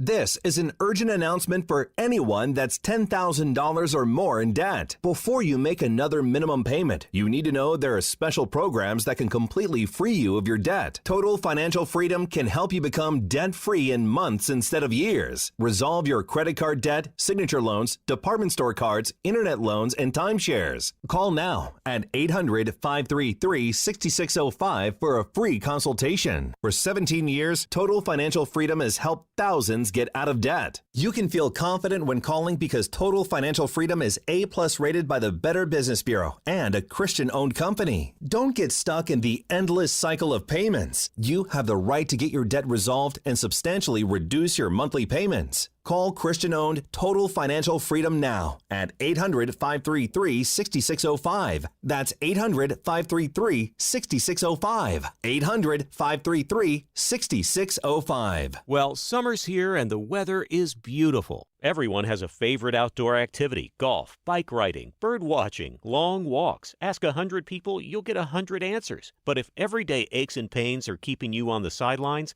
I have one answer: Relief Factor. Relief Factor is a 100% drug-free daily supplement that helps your body fight pain naturally. Developed by doctors, Relief Factor uses a unique formula of natural ingredients. It doesn't just mask pain, it helps reduce or even eliminate it. Wherever you're hurting, back, neck, joints, or muscles, in 3 weeks or less, you'll start to feel the difference all day, every day. So whatever you like to do, swimming, pickleball, hanging out in the garden, Relief Factor can help you feel good again and let you enjoy all your favorite outdoor activities all summer long. Go to ReliefFactor.com or call 1-800-4RELIEF and save on your first order. That's 1-800-4RELIEF. Fight pain naturally with Relief Factor.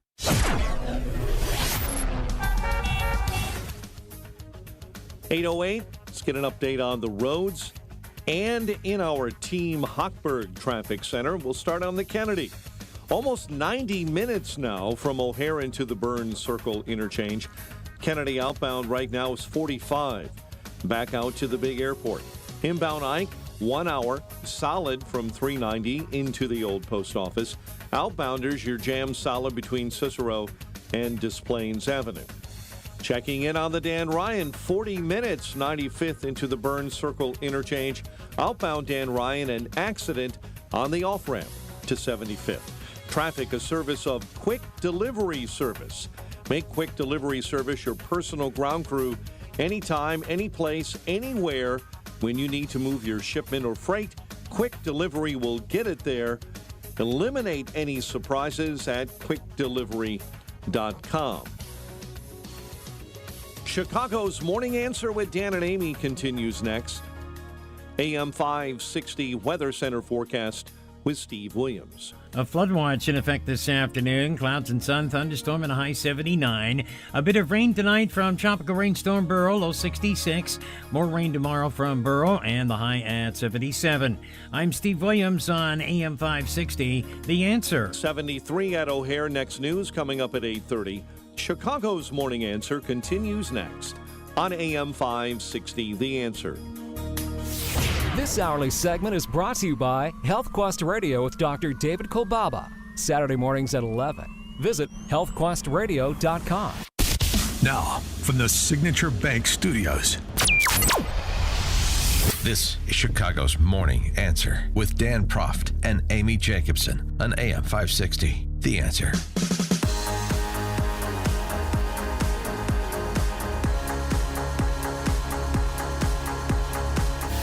Top of the morning, Dan and Amy. So the Supreme Court term that ended June 30th, one of the more consequential in recent memory. And last week, in case you were scuba diving in Belize like some people, we had a pantheon of legal analysts,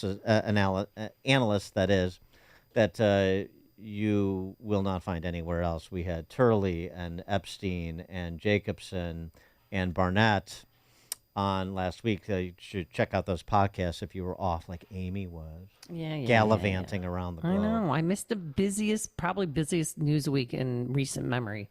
We talked to Richard Epstein, a genius legal scholar from the University of Chicago, as well as Professor Jacobson of Cornell, about the Chevron decision, and then the others, too, that had made more headlines because, of course, they involved presidential immunity, they involved January 6th and 1512 of Sarbanes-Oxley, the statute under which so many were prosecuted, interrupting an official proceeding that was overturned by the court in terms of its applicability to J6. But Chevron, the Chevron decision, eliminating the Chevron deference doctrine, if you will, the precedent the court had set, and freeing up American innovation and ingenuity in the process, as well as rebalancing the distribution of political power among the three branches appropriately. Somehow, as Gorsuch wrote in his concurring opinion, somehow we had the executive branch, through the administrative agencies, usurp the authority that is reserved to the legislative branch, and that's no good. But it was the way it was received by the left was very telling. And a good example of this, in addition to Kagan's dissent, where she claimed that the majority opinion was making judges kings. Rather silly. But it's the opinion of the left. That's what they do. We're establishing a monarchy. It's the same thing you saw with Sotomayor's dissent in the presidential immunity case. So you're making a president a king. Making president a king in the immunity case. You're making judges king in the Chevron case. But what you're really doing is rebalancing, reestablishing the lines of demarcation when it comes to political power as envisioned by our founders, as memorialized in the Constitution. But Ali Veshley over at MSNBC provided a good representation of the left's hysterics as it pertained to Chevron. But take a listen to exactly the kind of society in which they seek to live. All of these saviors of democracy. What's really at stake here is a 40-year-old legal doctrine called Chevron deference, which gives federal agencies the authority to make decisions regarding areas in their expertise where Congress has not given explicit or unambiguous direction. Federal agencies are run by experts, all of whom are congressionally approved. Nearly 20,000 laws, standards, and protections upon which we rely today were arrived at based on agency deference. The rule of experts. I tell you, boy, the tone deafness of invoking the rule of experts after 3 years of COVID policy is really something. But the indignation, this is supposed to be a government by, for, and of the experts, not the people as through their instrumentalities, meaning their elected representatives. Really telling view. That view that you heard from Veshley and you heard expressed from the leftists on the court and you heard generally with respect to the media, they want the regulators to be in charge, not members of Congress. Oh, but members of Congress are abdicating their power or their responsibility. They're not exercising their power. Well, it doesn't mean you get to usurp it. But the mentality that suggests it does is not one that is consistent with living in a free society, protecting our democracy, as they're wont to say, illegitimately. For more on this, we're pleased to be joined by Fred Smith, who adds to our pantheon of legal minds that this show attempts to platform. We try to get people smarter than us on. That always helps. Fred Smith is the Charles Howard Candler Professor of Law at Emory University. Professor Smith, thanks for joining us. Appreciate it. Professor Smith? Can you hear me? Yep. It's my pleasure. Yeah, we got you now. Thank you very much. So your reaction to the rule of experts argument that was offered by talking heads like Veshley as well as black-robed individuals like Kagan? Yeah, I mean, I guess if one frames it as the right of, how did you frame it? The rule of experts? Is that what MSNBC said? Yes. Mm-hmm. Yeah, I believe if one frames it that way, then yes, one probably has already lost the battle of public opinion. I mean, all in all, you are right that this is a rebalancing. It's a rebalancing that goes back, I guess, to the 1930s, really.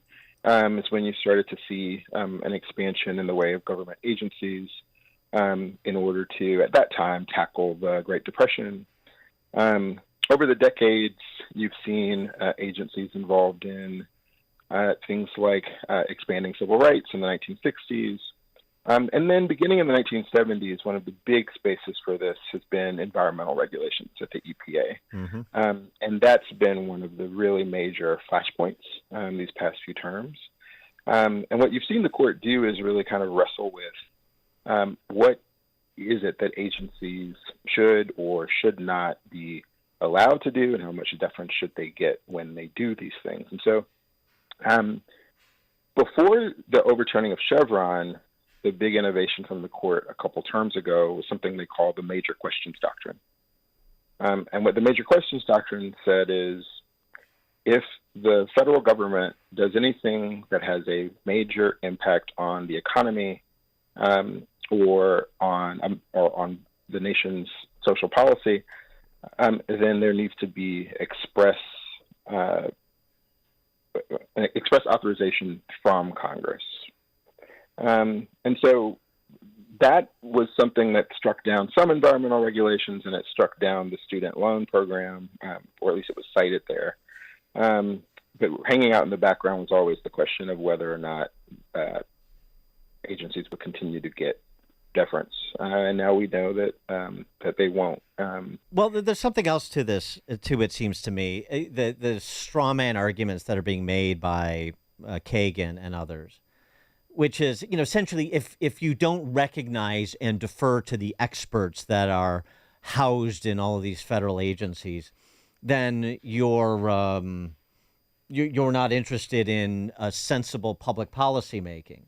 When in point of fact, this just in, if you're a member of Congress, if you're the President of the United States, you're allowed to speak with experts in a particular field, people you think that are experts, and have that inform the sort of legislation you craft or the sort of executive decision making you make. So it's sort of presented as this false choice between having people who have particular knowledge in a particular field involved in the process or not. It's just that you don't get to cede your legislative authority to them or your executive authority to them because they weren't elected and confer that sort of power. That's the difference. Yeah, it is right that if Congress tomorrow passed a law that said for the next 10 years or even for the next year, all of our lawmaking authority belongs to the executive branch, that would be unconstitutional because the lawmaking authority belongs to the legislative branch, and the executive has the ability to execute the laws. The question here really that kind of comes up, though, is where is that line? So what does it mean to execute the laws versus make the laws, right? So we tend to think about regulations as being things that are ways of implementing and executing the law, even though they end up being rules.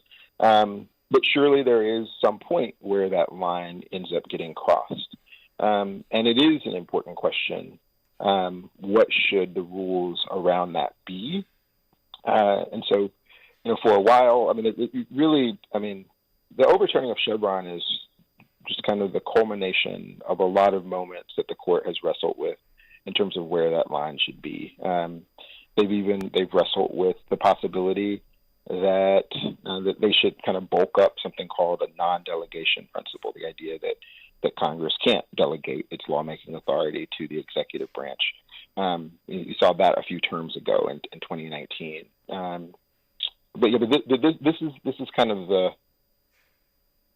the big one that people had questions about. Will they overturn the Chevron doctrine, which of course used to be very popular with conservatives? The nature of the Chevron doctrine is that depending on who is in office at any given time, it's kind of remarkable how you see shifts in views about it, right? So, under the Reagan administration, when Chevron deference was created, it was popular with conservatives, and I'm sure not so popular with liberals. That would have reversed during the Clinton administration, and so on and so forth. Yeah, but you're right, and interestingly, it was initially supported by Scalia, but over the years, as he saw the effect of it, he came to understand that this idea of deferring to bureaucrats if something is ambiguous, well, as he famously said, how clear is clear. So the ambiguous exception and the deference that was then paid by the courts to bureaucrats became this massive hole that you could drive a truck through, and thus Scalia changed his opinion on Chevron deference over the course of his time. Yeah, that is absolutely right. Going forward, it's kind of just unknown what regulations this is going to result in the invalidation of. I think obviously environmental regulations, so regulations around clean air in particular, but also clean water will certainly be litigated, and inevitably a number of them will be invalidated. I'm sure there's some OSHA standards that people are preparing litigation, raring to go. It may be, if there's a Trump administration, it may be that immigration regulations will become targets. It's just kind of unclear. Well, I mean, this wasn't much talked about, but the plaintiff in this case was a fishing concern. And the regulation, which, was increasingly regulations respecting their business as fishermen, increasingly unknowable, which also is indication of the lack of the rule of law. If people, it's not knowable what it is. It's just the predilection of bureaucrats, which is part of the problem. But I mean, the regulation in question was essentially having some regulator from a federal agency that governs the fishing industry actually be on the fishing boats with fishermen at the expense of the fishermen. And this was something that it wasn't the case during one regime and then became the case even though the underlying regulation hadn't changed. So it's a particularly oppressive and costly reinterpretation of a regulation that didn't change in terms of the actual language on the industry. And this is a good example of the arbitrary nature of being ruled by the quote unquote experts. That's the complication. Law is sometimes ambiguous, and when congressional laws are ambiguous, somebody has to interpret them. And so for the last 40 years, we have concluded that as long as a law really is ambiguous, and as long as what the agency says is reasonable, I think courts will defer to that interpretation. Going forward, it's now the courts that will get to decide what a law means, and so I think it does expand the role of the courts vis-a-vis the executive branch. It also means, though, that if to the extent that we achieve a functioning Congress again, then they hold the most important cards, as they should, because they are the branch that's tasked with legislating. And so, maybe we will start to actually see Congress at some point pass laws again. I don't know when. On one of the other cases of import, the 1512, Sarbanes-Oxley 1512, interruption of an official proceeding, the charge that was leveled against many of the people at the Capitol on January 6th. Since that was invalidated as a legitimate prosecution, those were illegitimate prosecutions, at least that specific charge. When are we going to see the court, like how quickly are we going to see courts resolve these issues, those charges dismissed against people who've been convicted under those charges, and sort of what sort of remedy do people who were illegitimately charged under that provision of that statute, what remedy is available to them? Yeah, so I think you'll see pretty quick movement on that score. So most of these individuals were convicted of multiple crimes, including multiple felonies, of which this is one. So for some of them, their sentences, the sentences that they have served so far, and maybe even the sentences that they will continue to serve for some time, won't be affected by this. But there are others for which this made up a larger percentage of the sentence that they are serving. And so you'll see them likely released in short order. In terms of the remedy, there is colossal immunity for the government that really just keeps growing and growing and growing. Mm-hmm. So there's not only is there qualified immunity, there's something called prosecutorial immunity. So prosecutors have absolute immunity from being sued, no matter how flagrant a violation is. And this isn't even a flagrant constitutional violation. This is just a question of what does the statute mean. There's sovereign immunity, where the federal government and governments get full immunity from lawsuits. And obviously the president gets civil immunity and now has criminal immunity, although that's a different topic. And so given just the sheer amount of immunity that exists out there, there really aren't, there's not even really remedies when someone is wrongfully convicted. Governments are insulated considerably by a lot of judge-made doctrines that have been invented over the last 50 years that only continue to grow. With respect to presidential immunity, much of it was, much was said about the case. I mean, in terms of reasonable people, I'm not talking about Rachel Maddow. Sort of a middling issue, right? For official acts, he's got immunity from criminal prosecution, and for private acts, he doesn't. So two questions. One is the likelihood that the charges in the Manhattan case that now, for which Trump was convicted, that now he seeks to have invalidated because of that case, that the likelihood that happens. And number two, that the suggestion that the Supreme Court insulated Biden, for example, from future prosecution if he's out of office and Trump's Justice Department decided to look at President Biden for, possible criminal prosecution for things related to, for example, the family's business that Hunter Biden rode point on. So both sides of the immunity argument in terms of impact on Trump and Biden. Yes. So in terms of the New York lawsuit, this is unlikely to have an effect because the New York lawsuit is specifically about campaign finance decisions and concealing that occur that are kind of quite unrelated to even to the most expansive view about what a president's official acts are. By contrast, it may be that some dimensions of the classified documents case might, at least the evidence that could be used, that this particular ruling could impact that. This particular ruling will almost certainly have an impact here in Georgia. I'm in Atlanta. With respect to the Fulton County case, that seems highly, highly likely.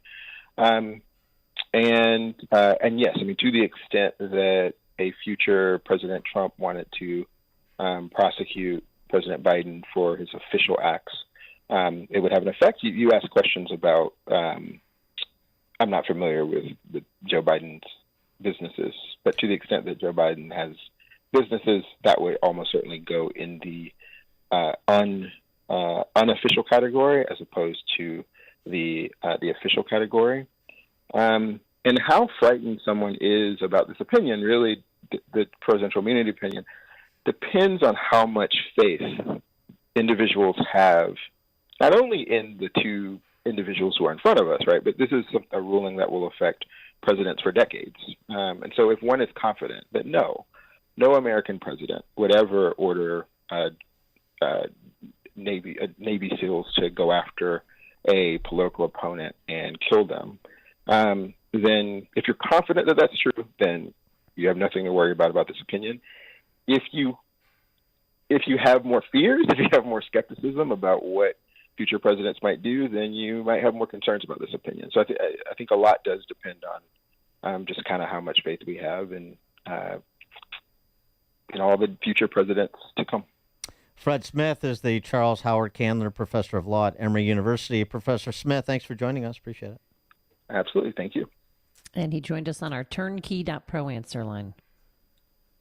Coming up on Chicago's Morning Answer. At 8:38, we'll talk to an editorial fellow from the Intercollegiate Studies Institute on the Venezuela-ification of America's streets. 8:38.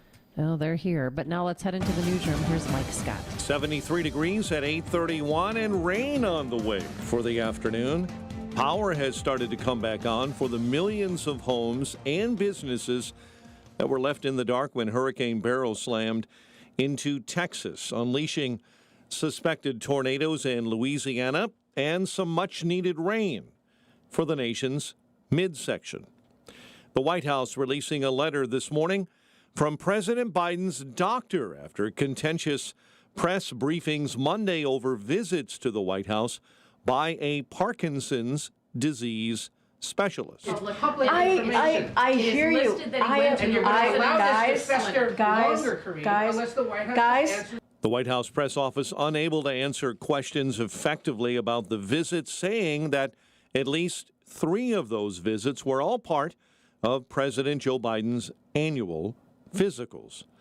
The president will host a high-stakes NATO summit in Washington this week. marking the 75th anniversary of the alliance. For 75 years, NATO has served a vital role in protecting the American people and in making the world a less dangerous place. NATO is the strongest defensive alliance in history, and today it is bigger, stronger, better resourced, and more united than ever before, in large part due to President Biden's leadership over the past 3 years. NSC spokesman John Kirby. Boeing in talks with the Defense Department about how the aircraft maker's guilty plea could impact its massive government contracts. You are unable to hold a government contract as a contractor if you have pled guilty to a felony. National Weather Service says there is a flood watch in place starting at 4 this afternoon until 1 p.m. tomorrow for the remnants of what once was Hurricane Beryl. Mayor Brandon Johnson pleading for more help from the state and federal government to help fight violent crime in Chicago. The mayor saying the resources need to come to the city to help invest in communities. There will be consequences. There will be consequences for the violence. We will not let criminal activity ruin and harm our city. An investigation is underway following a shooting involving an off-duty police officer in Elgin. It happened yesterday at Walnut and National. Investigators determined the incident involved an off-duty officer that does not work for the Elgin Department. White Sox fell in 11 innings, 8-6 to the Twins, while the Cubs start a series with the Orioles at Camden Yards. The news, a service of Blue Stars Security. Support our police and hire the police to personally protect you and your business. Visit online at bluestarsecurityllc.com. And a check of traffic and weather is on the way next on AM 560.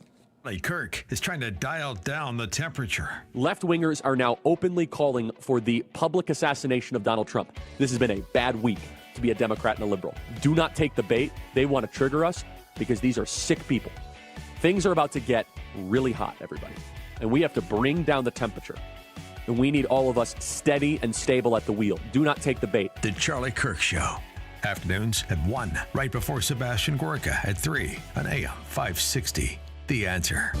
A great smile can make you feel happy and confident. So when you consciously conserve your teeth, that glowing smile will show through. At Best Dental Group, Doctors Economos, Gavalis, and their staff are ready to help you create that perfect look or maintain the one you have now. Along with general dentistry, Best Dental Group is a multidisciplined practice with an orthodontist, periodontist, and prosthetic specialists on site. They use the newest breakthroughs in dental technology, such as titanium implants, Invisalign clear braces, and laser treatments. Don't let fear get in the way. They can recommend sedation to make your experience as comfortable as possible. Best Dental Group is located in historic downtown Bartlett and is a multilingual office. Call 630-830-4930. That's 630-830-4930. Or visit bestdental.org. Best Dental Group, sharing your conservative values and helping you to conserve your teeth.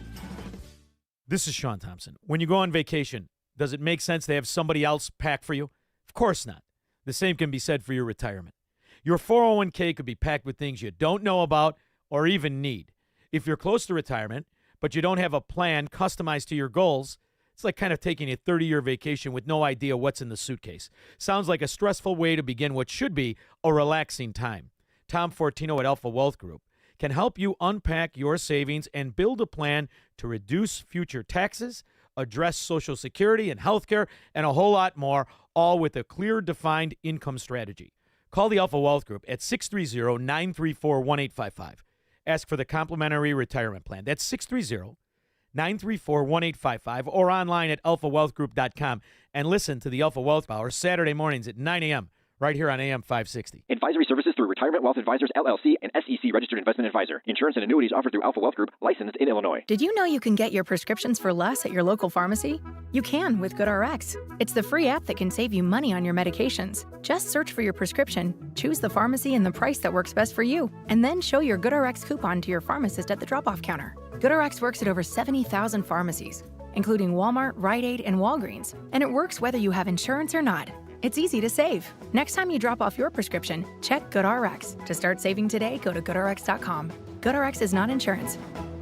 The doctor's office that mixed up your files has your Social Security number. The power company that mistakenly cut your service has your payment info and last 3 addresses. Your info is in endless places that could accidentally expose your info to identity theft. That's why LifeLock monitors millions of data points every second. If your identity's stolen, they'll fix it guaranteed or your money back. Save up to 40% your first year with promo code CLAY at LifeLock.com. Terms apply.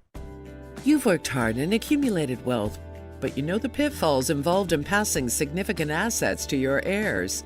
The team at Spahn Financial will help you feel secure with personalized financial planning to achieve your legacy goals. They anticipate and manage all your wealth planning needs and focus on the full financial picture, including tax efficiency, income distribution throughout retirement, philanthropic giving, estate planning, and more. They even help you prepare the next generation to be good stewards. Kevin Spahn is a 2024 Forbes Best in State Wealth Advisor and Barron's Top 1200 Financial Advisor. Visit SpahnFinancial.com to schedule a consultation and to view disclosures. That's SPAHMFinancial.com. Forbes Best in State Wealth Advisors List, April 2024. Data as of 6/30/2023. Barron's Top 1200 Financial Advisors List, March 2024. Data as of 9/30/2023. No compensation provided for ratings. Marketing fees apply to promote ratings. 8:39, Team Hochberg Traffic Center time. And this update is service of Macy's Backstage. Get low prices every day at Macy's Backstage. Find a store near you at macysbackstage.com. Off price, on trend, and arriving daily. Tri-State northbound, an accident in the cleanup stages. It's between LaGrange Road and 47. And an accident being cleaned up right now northbound on I-355, the Veterans Memorial Toll. It's between North Avenue and Army Trail. Chicago's Morning Answer with Dan and Amy continues next. AM 560 Weather Center forecast. Sun and clouds with a possible thunderstorm and a high of 79. Rain moves in overnight from Beryl. Humid, low 66. More rain tomorrow from that tropical system that's falling apart and a high of 77. Cloudy and 73 at O'Hare. Your next news update is at 9. Chicago's Morning Answer continues next on AM 560, The Answer.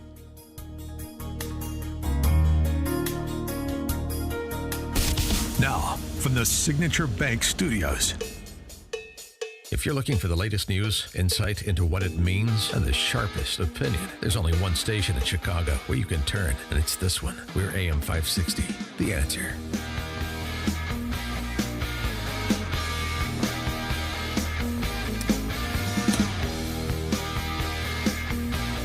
Top of the morning, Dan and Amy. We spent time talking about Biden's call-in yesterday. It's a morning Joe. Trump called in to Hannity to do a little RNC preview. That's coming up, you know. Yeah, 6 days away. And, of course, the big question is, when do we find out who his running mate will be? And I haven't made final decision, but I have some ideas as to where we're going. And a little bit, we wanted to see what they're doing, to be honest, because, it might make a difference. I don't know. I'm not sure that it would. But there are those that say Trump's waiting until he finds out what's going to happen with crooked Joe Biden, and we'll see what happens with Biden. But, I think probably within the next week and a half, probably sometime. I'd love to do it during the convention. My people say that's a little complicated. In the old days, they would announce the vice president during the convention.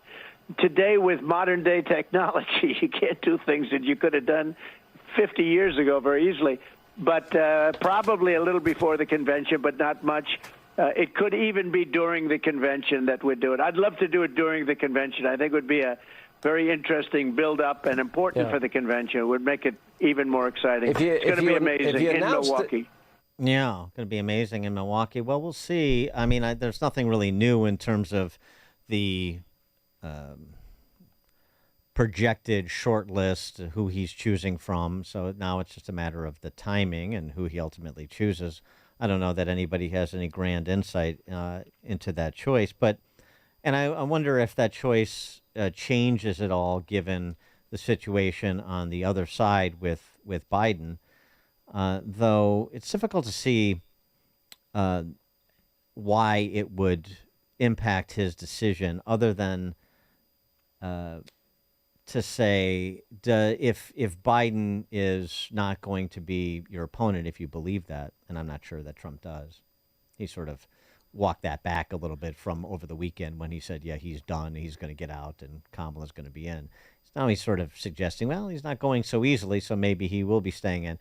But it seems to me, right, we've talked about this, Trump has the choice of making a legacy pick, right, or making a more pick that says, it's going to be 4 years of this team, and then it will be an open casting call for the Republican nominee for president in 2028. 312-642-5600, turnkey.pro answer line. I think that you need to be careful, too, about getting too far ahead of November. Another poll out from a Democrat pollster shows that just in terms of popular vote, now, again, this is only registered voters, not likely voters, which I don't like as much, but it's just another snapshot. 43-42, Trump over Biden. Ooh, 1 point raise. Of the 86% of likely voters who watched all or part of the debate, according to this survey, only 29% said Biden had the mental capacity and physical stamina to serve another 4 years, compared with 61 who said he does not. Only 1 in 3 said he should be the Democrat nominee. But, this is why Biden is trying to turn the attention onto Trump, and the RNC will help him do that, as I mentioned earlier when we were talking to David Drucker, because he can't win if it's a referendum on him. He has a chance to keep it close if it's a referendum on Trump, and then rely on the, let's be generous, the machinery of the party and the government, where the party is strong and in control, to push him across the finish line. I said this before when we talked about this yesterday. We're a long way from this being over. September 10th is a big date if Biden is the nominee, because that's debate number 2. September 18th is a big date for Trump because that's sentencing day. And the impact that could have, 8 weeks, 7 weeks before Election Day. And is there a chance, though, on September 18th they can move it back even further till past the election? Well, I mean, there's always a chance, but I don't know why you would do that. You've essentially taken 2 months to take up the claim that Trump is making that the Supreme Court's decision in the immunity case invalidates his convictions. I don't think that is what the trial court in New York is going to rule. I don't think that's what Judge Merchant is going to rule, that the case is dismissed per that Supreme Court decision. Now, you can appeal his dismissal of that challenge, but he can still move forward and will move forward, I suspect, with sentencing. Can bond him out pending the appeal and so on and so forth. But that was going to potentially happen anyway. Or you can have him report to prison right there. You can take him into custody. So the dynamics that were in play for a July sentencing are still in play for a September sentencing. I know. I just wish it would have remained in July, don't you? I think, yes, I think so. I think pushing it past Labor Day is curious. I don't think you need that much time to review the challenge and make a determination. I think pushing it into September was purposeful by Merchant to make the sentencing more impactful because, as I said, I don't know how he doesn't get serious jail time based on the context of the arguments that were made by the prosecutor and the behavior of the judge in this case. You have to justify what you did. And the only way you justify what you did, that we had to do, this was a legitimate prosecution, these were serious offenses, they require serious jail time. Otherwise, what was this all for? Right. You have to protect your own sort of narrative, if you will, if not reputation. So I think that's what's going to happen. And when a former president gets a multi-year sentence, let's say, how does that impact the race on the margins? 312-642-5600, turnkey.pro answer line. And you know I'm always about timing. And so his sentencing is pretty soon after the second debate. Do you think that they put that into consideration or took that into consideration? Yeah, possibly. They knew that the two debate dates were. Yeah. So in between the two, originally, the sentencing date and then after, a week after that debate. I don't know. I mean, you can look at it both ways, just as you could look at moving up the debates as they did, as they agreed to do, because that's what Biden wanted. You can look at that and say a couple of different ways, too, where we talked to Matt Wolfson yesterday about this. And one way to look at it is there was a belief that Biden couldn't get across the finish line, so let's have an early debate and expose him. That's sort of the fifth column action inside Biden world theory. And the other theory is he doesn't perform well and you have time to recover, as he is attempting to do now. I don't think anybody anticipated it would be that bad, but he does have time to recover, though. Again, I mean, it is so close, and you have to get so granular to really appreciate the dynamics here, because I don't know, it's just 40 to 45% of this electorate is so mind warped, has been so entranced by the 8 years of rhetoric about this guy. I just don't know that there's any way to move those people off of him, and those in the middle are going to be uncomfortable going into those not middle, but those who are oscillating are going to be so uncomfortable with their decision that trying to exactly understand what makes them the most uncomfortable can change on a daily basis. I mean, you're dealing with generally speaking, a fickle yet not particularly informed segment of the electorate, and fickle and not particularly informed is a bad combination. Mike, Southside, you're on Chicago's Morning Answer. Hey, good morning, guys. Thank you for taking my call. I just want to know, is there any chance that this Marchand judge is making all these ideas and notions by himself, or do you think that it's possible he's been conferring in any way with the Democratic Party or the elites up there to help schedule out or plan out the best possible route to get Biden back over the finish line?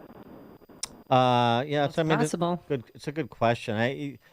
Bragg.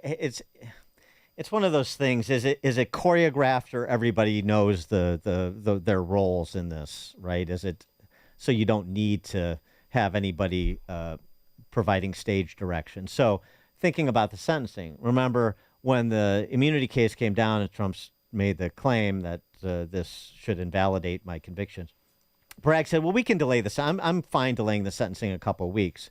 And the Merchant came over the top and delayed it 2 months. So was that coordinated to make it look like they're not being coordinated? Oh, everybody knows. Everybody doesn't know anything. I think they're all working together, and I think Biden's working with the judge too. So so explain to me how that works then. I just think, they met at the White House. Who's they? Oh, no, not they. Here I'm saying they. I'm sorry, that was the Fannie Willis case. But I just think that the judge, the third in line of the Department of Justice, moved to Manhattan from his beautiful home in Washington, D.C. to crime-ridden New York to be in charge of this case. Well, he wasn't in charge of this case. He was part of Alvin Bragg's prosecution team. But so explain to me. So you've got somebody on the inside. So that I don't trust him. I do not trust him. I actually think the White House is in communication with him, and that he's in communication with the judge.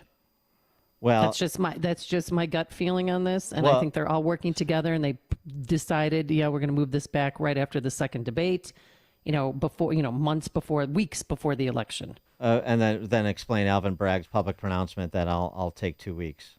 Well, that's that could be a throw off to make it look like they're not working together, like you said. Right, and we have no idea about the communication that you're suggesting. So It could or could not, which is my point, that does it need to be stage directed, or does everybody know what they're supposed to do to keep up appearances and make it look like this is on the up and up? I mean, this is the whole point. This is, I mean, do we learn anything from Cook County politics? Remember when Sorch and Slattery got indicted? Daley's, patronage henchman got indicted. And it's like, oh, well, they're going to climb the food chain and get to Daley, get to his inner circle. Where'd that go? Nowhere. Because did anybody need to tell Sorch and Slattery what to do? No. They were in those positions because they knew what to do. They didn't need to be directed all the time. They knew what to do, who to do it to, or who to do it for. And so there's no communication required.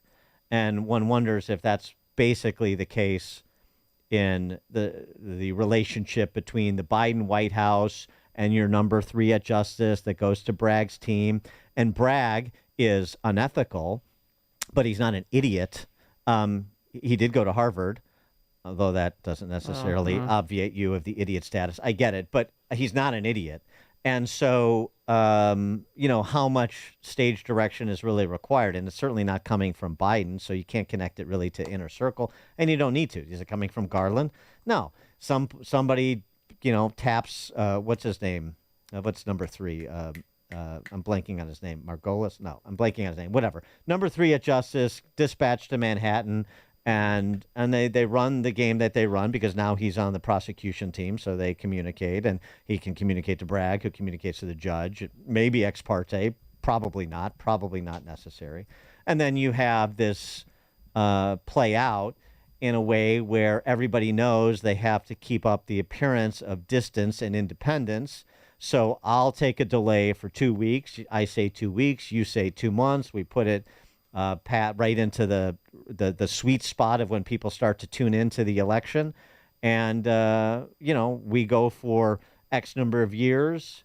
You do whatever you do. It's going to be something a little bit different, maybe a little bit more, maybe a little bit less. And it keeps up all the appearances. And then we spend the next several weeks, mid-September forward, talking about Trump's sentence, whether he's in prison or not, and not talking, for example, about Joe Biden's mental infirmities if he's the nominee. I don't know. This is all the sort of gaming it out that I'm sure both camps are doing, but it's important to continue to pay attention and continue to try to understand where people are falling along these fault lines, because there are fault lines for both. I'm still not convinced that you can get away with just focusing on Biden and not addressing preemptorily and subsequently having an idea what you're going to do. You know what their messaging is going to be with the sentencing hearing and the sentence imposed. And still, frankly, too, the abortion issue. When you're talking about if the race is as close as it's, as some of this polling right now indicates, after the disintegration, Biden's disintegration in front of 50 million Americans on that debate stage, if it's still this close, even the most rosy surveys for Trump, still relatively close in several key swing states, then you better think about where your vulnerabilities are. That ongoing SWOT analysis and address said vulnerabilities, not wait for them to be exposed. Pivot before they do, is I guess my point. Dan and Amy, Chicago's his name is Matthew Colangelo. Colangelo, that's it. Thanks. You need to know to start your day. This is Chicago's Morning Answer on AM 560. The Answer. Do you just grin and bear it or bite the bullet when it comes to everyday pain? Don't. Try Relief Factor, a drug-free daily supplement that helps your body fight pain naturally. Relief Factor doesn't just mask pain, it helps reduce or even eliminate it. It's 100% drug-free, it's developed by doctors. In 3 weeks or less, you'll know whether it works for you like it works for me. Try Relief Factor for yourself. Go to relieffactor.com or call 1-800-4RELIEF and save on your first order. That's 1-800-4-RELIEF. What does it take for organizations to triumph? It takes the trust of people like you. And that's why an estimated 14 million givers look for the ECFA seal. Over 2,700 leading ministries across the U.S. display ECFA's seal, demonstrating that they live up to biblical standards of financial accountability, responsible governance, and trust. So next time you donate, look for the ECFA seal, a widely recognized symbol of trust. Visit ecfa.org/trust to learn more.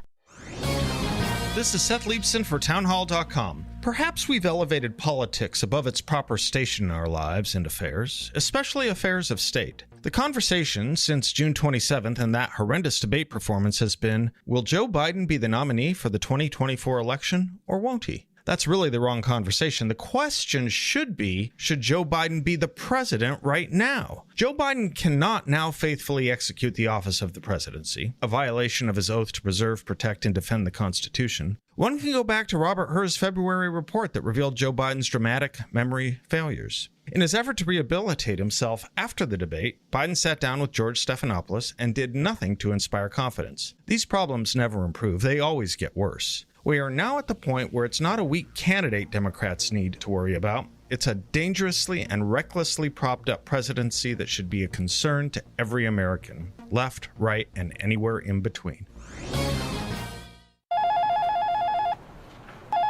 Quick delivery service. What do you need delivered today? Hi, I'm trying to work through a last-minute to-do list for my boss. Can you deliver a hard drive to the Loop in Chicago? We can deliver that today. Okay, can you deliver 20 boxes to a client in Rockford? We can deliver that today. Can you deliver 12 pallets of tile to our customer in Naperville? We can deliver that today. Can you deliver a large envelope to Northbrook? We can deliver that today. Oh my gosh, I think my water just broke. Can you... We cannot deliver that. Quick Delivery Service delivers your package no matter the size. More than just a messenger service, Quick Delivery Service is a messenger and trucking service that can also provide scheduled routes for your daily delivery or your air shipment. Trucks are equipped to handle the load and provide ground-level service for same-day delivery. The Quick Delivery Service team of safe, licensed professionals can provide quick door-to-door service for your special delivery. QuickDelivery.com. That's QuickDelivery.com. We deliver that today. But we don't deliver this. AM 560, The Answer. All right, another day of broadcast excellence. Dan, thank you as always. That's my pleasure. I'll Yes. see you on Friday. I got to go play golf for a couple days. Oh, where are you going? Merit Club member guest Wednesday and Thursday. Oh, that's right. You Yeah. fancy man with your fancy friends. All right, thanks to Justin Kozik and Quinn McCarthy. Have yourselves a wonderful day. Today it's going to be a high of 78 degrees with a chance of afternoon thunderstorms. It's now 9 a.m. WIND Chicago. House Democrats are meeting behind closed doors. I'm Dave Anthony, Fox News, discussing President Biden and worries about his mental ability. It's top secret. Members aren't allowed to have their cell phones in there to prevent any leaks, as we've seen in the past few days. Lots of leaks when members start texting the press. So they're trying to avoid that and allow a safe space for members to speak. We're not even sure if the president is going to call in. Fox's Aisha Hasni outside that Washington meeting. Some have called for President Biden to stop running for re-election, which he is refusing to do. Adamant he'll stay in the race. Senate Democrats will hold their own meeting later. Former President Trump tells Fox he believes Vice President Harris will ultimately be his November opponent. I think they are very concerned about the vote if it's not her. They are very, very, they're gun shy. They don't want to do it any other way. There will be a Trump rally tonight in Doral, Florida, while President Biden gathers with U.S. allies at a NATO summit that starts today. Thursday, he'll be under the most scrutiny, answering questions at a solo news conference. As for the meeting itself, Defense Secretary Lloyd Austin says, The summit will deepen our extraordinary transatlantic bond and strengthen our shared security.